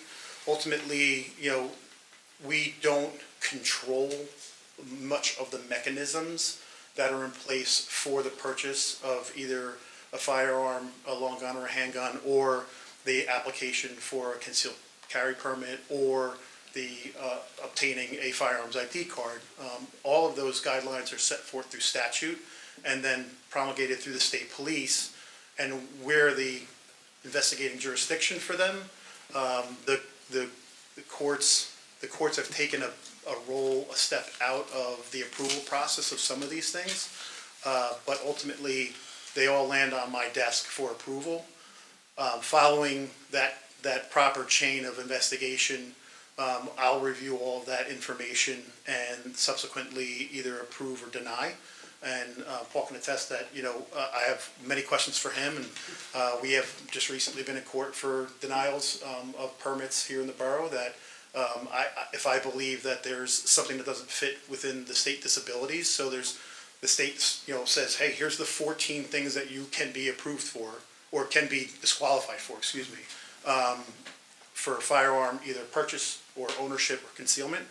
And if they don't fit one of them, they don't have to fit, any myriad of them, but if they don't fit one of them, we deny it. So, and then we let the Superior Court in Union County in Elizabeth make that final decision as to whether or not they're going to approve the permits or the purchases of those firearms. So, we personally, the good thing is we still collect money here at the police department for the permits of this process. So having those applicants come in, we always hand out a gun lock with every permit application, and we also hand out similar education pamphlet, just a takeaway for the individuals who do apply for those permits. So that's good. So everyone who is coming in to pay for that, they do receive the gun safety literature and the gun lock. Yeah, the gun lock is generally on top of what they are getting in the firearm purchase that they may do to execute that permit. Because most firearms come with the gun lock, but we hand them out anyway. Additional one. Yeah. You also give them out during the take-back day, you have a whole, Yeah. the officers are there, they talk to people. Yeah, and I mean, any of the community relations stuff that we do, the street fair, those are part and parcel to some of the literature and the giveaways that we do for individuals that want, make it available to them. I just want to say, honestly, moved here, 18 years ago for two reasons. One, the education system, right? My kids were, 3, 2, and a brand new baby. I have 4 now. 2 have been through the system. 2 are still in the system. And 2 was the safety of the community. Those are 2 really important things for me to move my family here. And I couldn't be more proud to say that it was the greatest thing I ever did in my life, right? I'm so proud to live here, so proud of the education system that my kids got, and I'm so proud of the police department, right, that you grew up in, right? Like you said, you've been here for 23 years, you're the captain. I'm so happy, that you're here and you're keeping, the residents of New Providence safe. I couldn't feel safer. I know that there's bad people out there. I have a friend of mine lives in a great community as well. He said to me one day, he's like, "You lock your door?" I said, "Yeah, of course I lock my door. I thought you said you live in a safe town." I said, anybody could break down, on the highway and walk into your neighborhood, right? Like, I just take precaution, right? And I think that's an important lesson for people. You take precaution, be smart about, like you said, lighting up your property, right? Cameras or locking your doors. I tell my wife, before you go to bed, because she likes to stay up late and watch TV, and I go to sleep earlier than she does, I better not find an unlocked window when I get up in the morning. Go around the house and make sure all the windows are locked. And that's what we do in my house. And again, I do that as a personal, maybe I'm OCD or something, I don't know. But again, we've been fortunate enough to just meet a lot of the police officers as they've gone through the process of working here, and the past couple of police chiefs, we've been very fortunate to have some really great ones, and I just want to thank you for everything that you do and all the police, for our community. I appreciate that, and it was something that I learned very quickly when I got hired here in 2000. That our police department, I grew up on the eastern side of Union County. I wasn't fortunate enough to. My house has been burglarized 3 times. We've been inside the house twice when it was. I understand how violating that is, and it doesn't fall on deaf ears, because I know how important it is to the people. It's not just in New Providence. People want to feel safe in their own homes. I understand that, but it's important for. It all goes back to that foundation that our officers lay every day in the community to build a trust, to know that we're responsive to the public's needs, and we want to build that trust so that even for something that the public may think is mundane and not worth the time, it may be worth the time to us. It doesn't take. That's what we're here for. It doesn't take much for us to meet with somebody, hear their problem, and put it together in a report, and then we can build upon, especially for crime-related stuff, we can build upon that report and share it amongst neighboring communities to find successful outcomes here. Thank you. Locking your door is called common sense. It's not OCD. And your windows. But I've said it numerous times, every one of the officers that we have, I trust my life to each one of them. And it's a testament to you and your leadership too, Dan. So, Thank you very much. thank you. Thanks, Thank Dan. you, Dan. Okay, this time we have public comments. Anybody wishing to address council? One quick thing, Wendy, I think the borough administrator reports, do you normally link those in the agenda or no? Second meeting of the month. Oh, okay, thank you.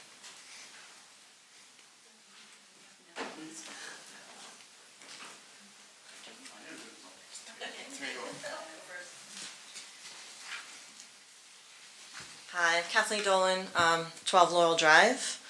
Good evening. I have two topics tonight, and with Chief Hen here, it's very appropriate. So as you know, one of my priority topics is firearm safety, and I'm glad we're going to be having a public forum. I have to admit, I didn't see your graphic, so I don't know where it was posted, but I'm going to have to go look for it. So on the police department page, right?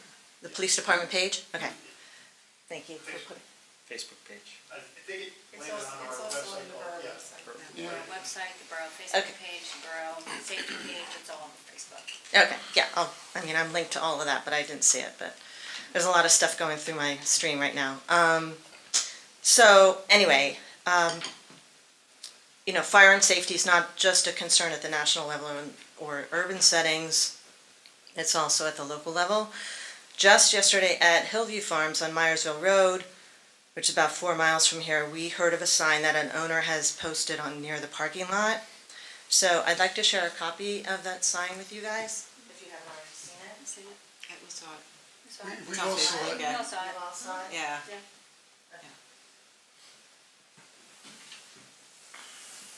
So it says concealed carry patrons welcome.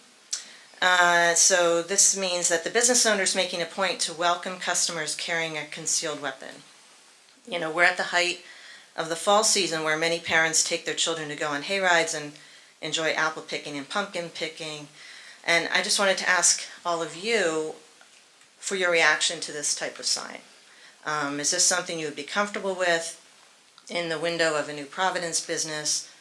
Or conversely, would you have an objection to a local business owner posting a sign saying they do not allow concealed carry weapons in their establishment? Oh, So yeah, those are- give it to the chief. Yeah. I'm sorry. I just want to be clear on this particular, because I saw that same post. So the law that changed in 2022 and the sensitive places that were outlined require by statute that private property owners have to post or make known that a concealed carry is permitted on that property. So I understand that posting, but without that posting, that a person who is concealed carrying on that property would actually be in violation of the state law. So that property owner is making it known that it is appropriate to carry a concealed weapon. If they're actually, by law, they have to provide that permission. I just want to be clear there. Okay. My understanding is a little different than yours, so I will look into it further. Sure. I think there was something about Judge Bum's ruling where she kind of stayed some of that information that she had previously overturned. So anyway, just the sign itself was very disturbing. Let's put it that way. There is also, correct me if I'm wrong, I don't know, but there was something about you're talking about sensitive locations, right? And that's kind of something that's really been moving, if I'm not mistaken. Yeah, so the sensitive places legislation that was put in place in December of '22 articulated a lot of locations within the state. A lot of them are very common sense. What I will tell you is that as the law is currently under review, and it's being litigated. Several different areas of the law are being litigated. Some of them, the one judge has moved past. Some of those are public places, parks. They haven't really. They moved past those. It was private property issues. It was entertainment facilities.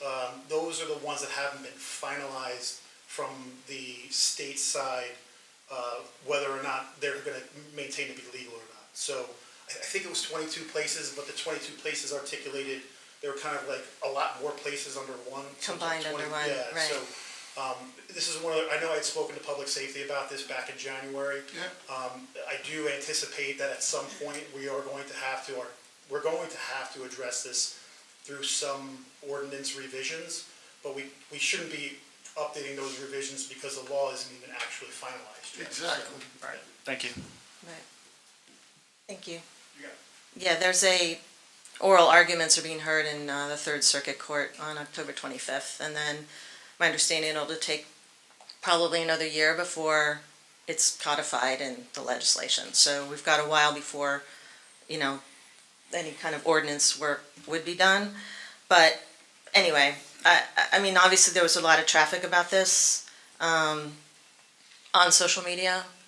And it's the first time really sort of in this area that I've seen this manifested this way. So I just wanted to bring it forward and say, this is the law, he's right. And, private business owners in New Providence could decide that they want to put something like this up. They could, it's the law. It's the law. And the law is the law. We take an oath when we take office that we have to follow the Constitution of the United States and the state of New Jersey and all the laws that go along with it. And, we don't make the law. We make ordinances that pertain to the town, but we can't supersede what the No, I understand.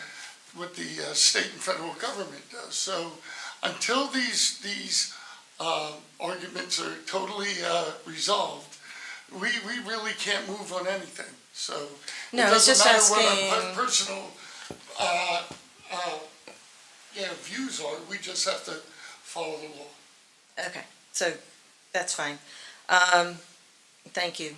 Secondly, there have been many resolutions passed over the recent months related to expenses required to support the transition of the emergency dispatch services to Union County. I've had some recent discussions with some Lantern Hill residents, and they raised a concern regarding the impact of this change, if there might be any impact on the response time in the case of emergencies requiring ambulance assistance. So as our senior population grows, ambulance response times unfortunately become more important for this segment of the community. And I was wondering if anybody here could just walk us through, like if somebody calls 911, where does it go? And then what does that person do? Who do they get in touch with? And are the New Providence volunteer emergency services involved at any point in time? How's that decision I'll let made? the chief answer that. Oh, sorry. No, that's all right. So, what's that? Good timing, you're here. So a 911 call comes in, anywhere, whether it's mobilely, through a landline, it will be routed into what's called a PSAP. That PSAP is directed geographically to our Mountain Valley Communications Center currently. Prior to that, it went to our old dispatch center in the New Providence Police Department. I don't want to oversimplify it, but it's a matter of just flipping a switch and then the call goes to Union County Dispatch. Okay. So there won't be a delay. There's a bigger discussion about Lantern Hills ambulance response time, which is being addressed through that planning process. Okay. Which is probably why, you're hearing about it. But the reality of, there's not a delay from the dispatching side of things. So our officers in New Providence are trained first responders. They will be dispatched to any call for service prior to the arrival of any ambulance or fire apparatus that would be needed there. Okay. To administer at that particular, it's not that particular location, but throughout the borough. So the difference Lantern Hill does have is they do have trained EMTs that are on staff there that give them an extra level of security. But our officers do respond to all those calls before any ambulance would get there. So I want to be very clear. We've been moving rapidly towards our goal to get down to the county before the end of the year, and that's the spending is appropriate with with that transition.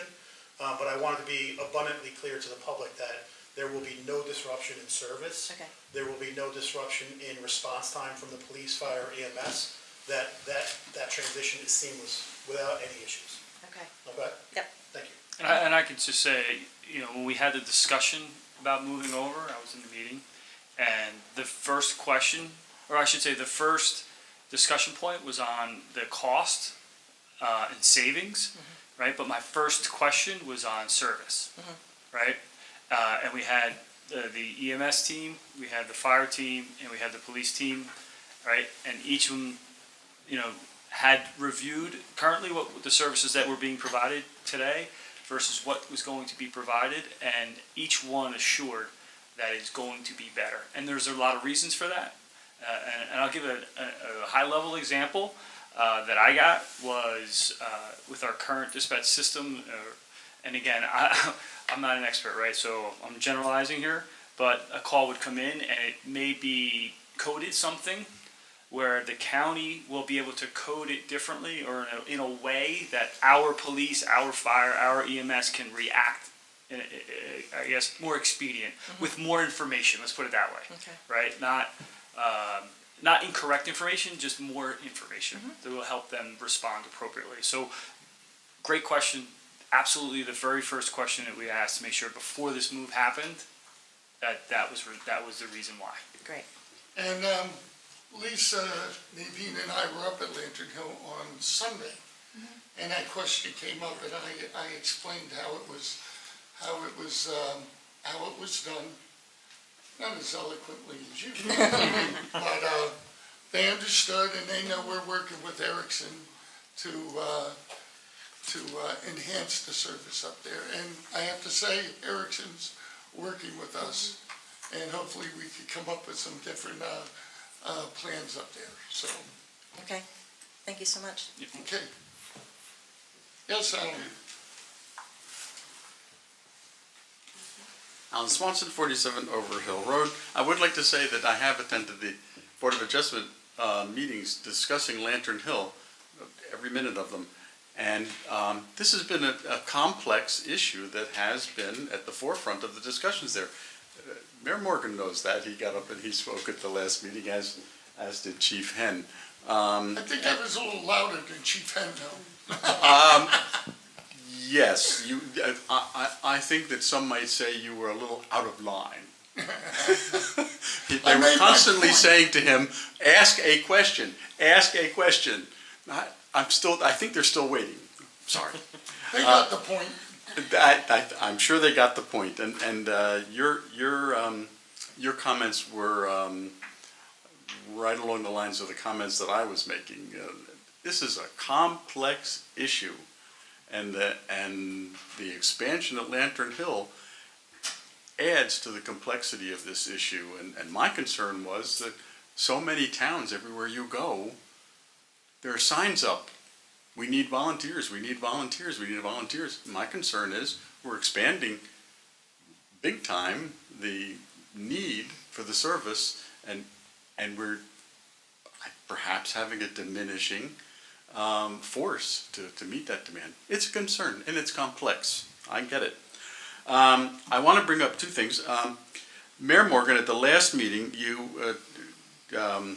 mentioned about the reconsideration of the height of the buildings downtown would be discussed next year. And I just wanted to remind you that Councilman Comiskey had mentioned at a previous meeting that it would be taking up at the next planning board meeting. And so I just have the question of what prompted a decision and why to go ahead and move it to next year, the discussion. We wanted to get more facts, what it would do. So we decided, we'll put it off till the beginning of the year. We wanted to get this affordable housing piece out of the way, which is very important. So, you can't do everything all at once, so. I'm in favor of facts. Very good, Yeah. thank you. My only concern is that what happens is if there's a plan that's submitted under the current. There's nothing in the pipeline, so. The last thing was the Summit what is it? I say Summit Trust, you can tell my age, the Bank of America. And that's gonna be renovated, but there's no addition to it on top. So that's the only thing in the pipeline. And thank you. I have one more issue. Last night, Councilwoman Joffrey, in response to a question about business, reported that Keith Lynch has reported that there are people calling in about business opportunities in New Providence, And Councilwoman Joffrey mentioned that the businesses are full, and if you see something that is vacant right now, it's in between tenants. And Mayor, you also said that we're full. That was at that last night's meeting. I just, today, without, as quickly as possible, I want to say that at 309 South, 98 Floral, 219 South, 139 South, 41 Spring Street, 675 Central, 1635 Springfield, and 121 Chandlin constitutes 88,000, over 88,000 square feet of office space that's being advertised as vacant today by multiple listing agencies. And I just wanted to say that 88,000 square feet, I mean, if we, some perspective, if we go across the street over to the Haven Apartments, a one-bedroom apartment over there goes for $1,999 per month. One bedroom, one bath. And that apartment is 500 square feet. So the equivalent of 88,000 empty square feet across the street would be 176 apartments with a revenue of $356,000 per month for rent. So I think that we would be rather concerned if such a situation existed in the town. There would be a clamoring as to what, that we have Al, 176 apartments. Do you think we're having trouble? Empty. Do you think our downtown is not thriving? Is that what you're saying? I'm not sure I understand your question. The last night it was stated that we are full. We are pretty much full. That's absolutely true. You're talking about 88,000 square foot in our town, the entire town. Well, that's just 8 properties. Okay. I didn't go beyond the 8 properties. I'm just curious. I'm not sure I understand. Are you saying that we're having trouble attracting businesses? I think what's the point? Is the definition of full an 88,000 square feet I think the definition of full is about that. I would agree, yes. I would say that if we have about 88,000 square feet of empty space in our town that is absolutely thriving economically, that is pretty much full. That's very good. So- I'm asking if I'm just trying to understand. Are you trying to say that as a bad thing or a good thing? 88,000 square feet of empty space seems to me that if you've got buildings that have 30,000 square feet that are empty, that would be a concern. And I'm trying to put out the perspective that in certain situations, you would be losing quite a bit of revenue for the owners of those buildings. Okay. And I think to the point maybe, and I wasn't there, I don't know the response, but I'll tell you this. You may not be aware of all of the situations that are happening through all these properties, right? There's a property in town that that has an owner that may have been arrested, right? It'd be going through some litigation. That property may not be able to do anything until that sorts its way out. We have a property that we have 2 of our biggest downtown properties were purchased, actually 3 if you include one that was already purchased, by a person who lives in this town, who's investing his own money on major properties in our own downtown. And his businesses are thriving. They are empty properties right now that have been that worked on through. And let me say this: someone comes into town, and we have a lot of people that want to come into town. We can't take everything. We had Wonder come in. They wanted to go over on Central Ave. You know what? We want Wonder. That'd be fantastic. However, that just wasn't a good location for them, right? That didn't work because of where it was. So there's a lot of nuances that go into businesses that want to come into town and where they can be and what makes sense for them, what makes sense for the community, what makes sense for the residents, what makes sense for the traffic. There's a lot that goes on with that. And I think what I heard was Keith Lynch is fielding a lot of conversations on that, and I believe that's true. Again, because our business community in New Providence is doing extremely well. today. Now, 10 years ago, 15 years ago, maybe not so much, right? But I think everything that we've been building over those last, 10 to 15 years has been getting to a point where we are today, where New Providence is a thriving community, not only for residents, but for our businesses as And well. businesses are turning over, so just because you see maybe an empty building doesn't mean that it's available. Yeah. It's in the process of the transactions closing, or they're deciding what to do with it. There's another one on South Street where I know that they're, looking at plans, and things take a while. So just because something's empty doesn't necessarily mean that it's sitting there with no one interested in it. It's probably already owned, and it's just in the process of getting developed. So that's my question. Have you contacted all the owners of these buildings to confirm that they're empty buildings? I'm just posing a question. Okay. I mean, So you're the discussion is- speculating that these are not in any kind of process. So you're just I'm not speculating. making an accusation. You're being extremely defensive. No, I'm not. I'm asking making an you for accusation. clarification What on I'm your saying question. is the definition, when someone looks at it, perhaps it's a communication issue. I don't know. Semantics. But what I I- think it's semantics. I'm Honestly, sorry? I think it's semantics is what it turns out to be, right? At the end of the day, we're trying to explain to you that, to say it's full, right? Maybe it's not 100%. Maybe it's 99.1, or maybe it's 98.9. That's pretty full, right? And I think semantically was the point that we're doing very well.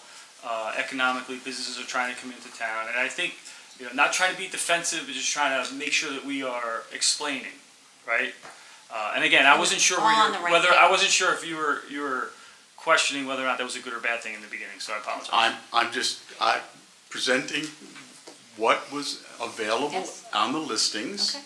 I have no intention of calling all of the people to check. Yeah. I don't think that you're going to do that tomorrow. I'm not going to Or I do don't that think that tomorrow. Keith Lynch is going to do that tomorrow. The point is just the discussion that we're having here. It's perfect. That when you make a statement saying that we're full, and then you go and you just, and all I've done is look at the number of signs and just went and checked to see what the listings were. So I'm only posing a question. Whether or not it's a valid question is really what this discussion is about.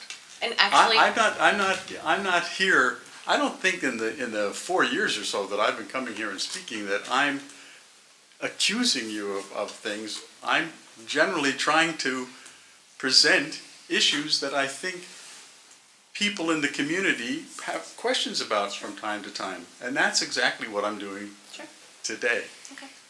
Thank you. Okay, thank you I for was your just going to say comment. that Nadine is a very approachable person. If you had a misunderstanding, you could definitely just go up to her and have a conversation with her, since that's Well, what I think probably what I would just said satisfy about this the easier. intent of my presenting here is, if you don't, I've been around for a while.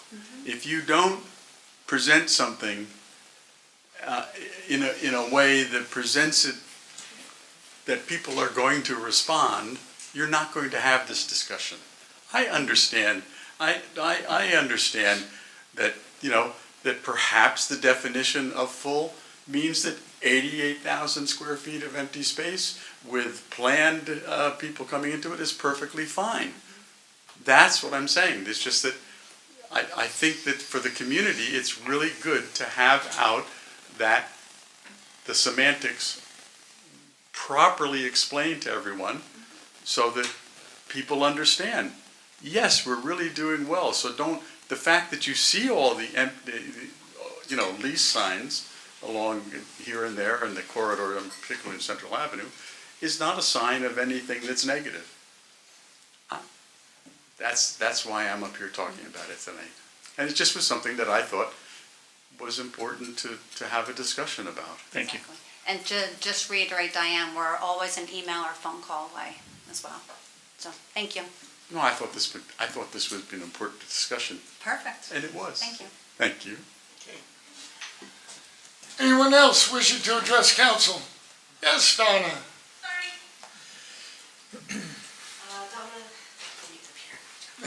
Donna Zaidi, 54 Brookside Drive.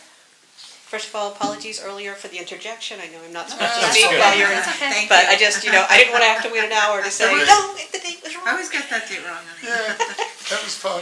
Okay, and then I have a question for you, which is I just want to clarify, because you said it, but it wasn't written. The name of the company providing the holiday lighting, it says holiday lighting in here.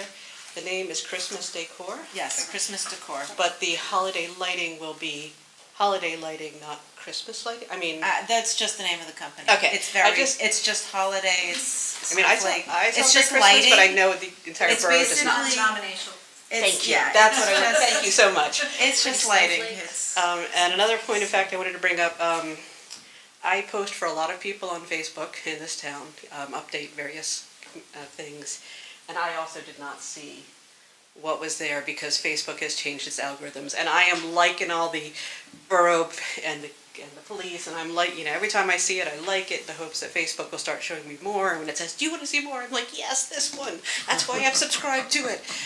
So just because it got put on Facebook, it is absolutely understandable to me that people aren't seeing it, and I think that's unfortunate because ARG, but I just wanted to let you know that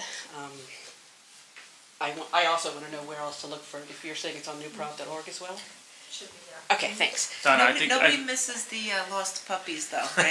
Yeah, that's true. Well, if it's got cats, then currently Facebook knows cats. no, I think you bring up a very valid point, right? I think a lot of people get information from social media based on what they like and what they are communicating, right, and interacting with, right? And some of those are very narrow in some respects, right? And I think we try to communicate all the time how important it is to get information from the sources, right?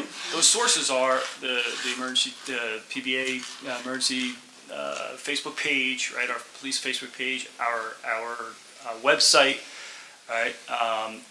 And we try to push everything out, and the things that are being pushed out, we try to bring them back to the Facebook page. And so, I please encourage you to say, as you do see things that pop up through those social media platforms, that maybe take a peek and let people know, hey, it's over here, right? Or has anybody ever seen this or whatever? I know you're. I just did that I know with you do the, a lot of the homework for a lot of people, unfortunately. leaf. But again, I mean, it's definitely something that we've been pushing forever, right? Information, should come from the sources, and in a lot of cases, it kind of runs off in its own direction. Like you said, not everybody is, seeing everything, right? And there's nothing we could do, right? No. We can't Well, create better algorithms, unfortunately. That's why I try to look at newprov.org, and I believe you're keeping stuff around longer, because I can search for it now and still find it, whereas before it felt like it was expiring after, I would look for news, and I would say, oh, I remember seeing something about this, and it had expired and gone away. And so I think that stuff's sticking around longer, that I can search for it now, and the new webpage is working for me sometimes. And you can Sometimes sign I'm up for finding- the alerts, right? If you sign up on the new webpage, you can get alerts and a lot of that as well, so. So Free Cycle Fest, you mentioned, at Free Cycle Fest, I was approached by someone with a question that I'm passing along. Snowblower season is coming up. I know my neighbors always got the newspapers tangled up in their snowblowers. So they were wondering, I understand that the newspaper has, if you open it up and read it, a way to say, no, I don't want this delivered.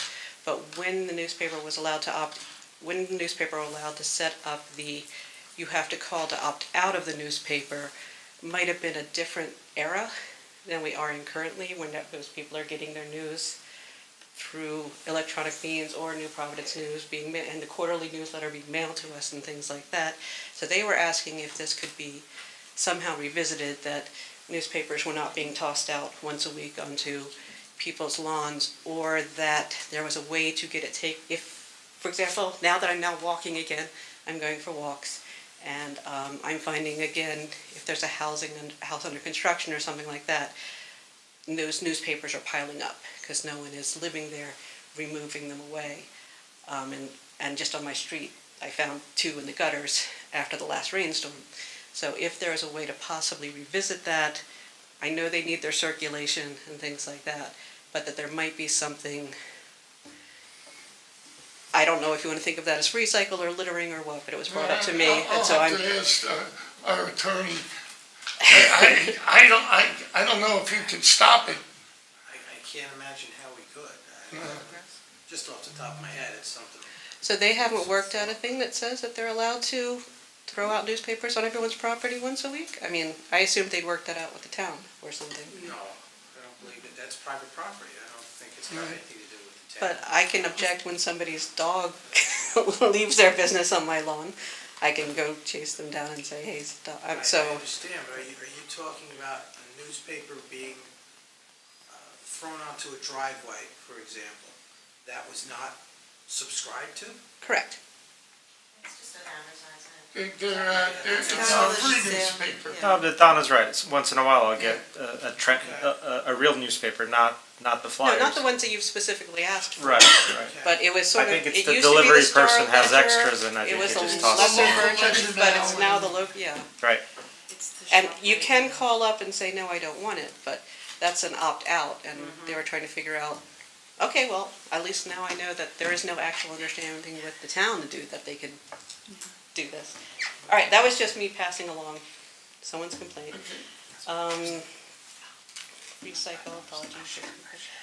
And then I just wanted to ask, well, A, thank you, the Safe Routes to School grant that you're going to have for, yay.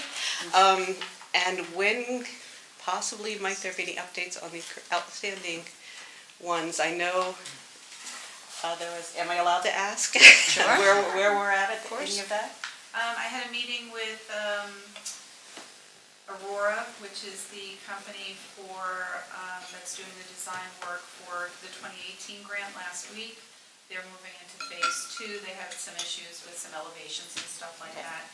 The 2016 grant is in, I believe, final design stage, and the 2022 grant is still in the initial design phase. Okay.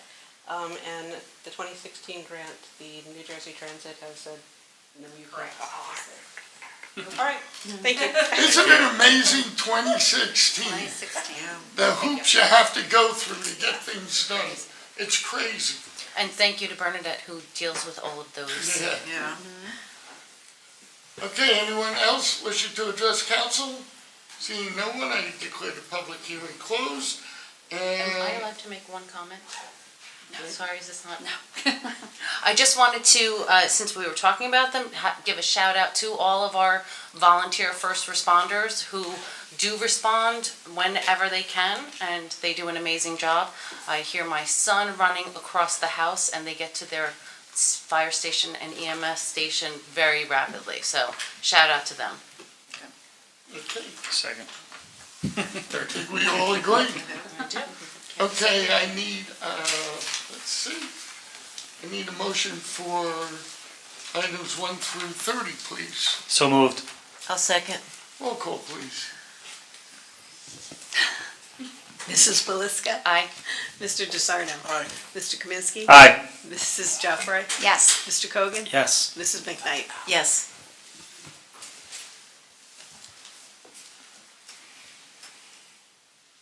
Yeah, we have a council meeting before that.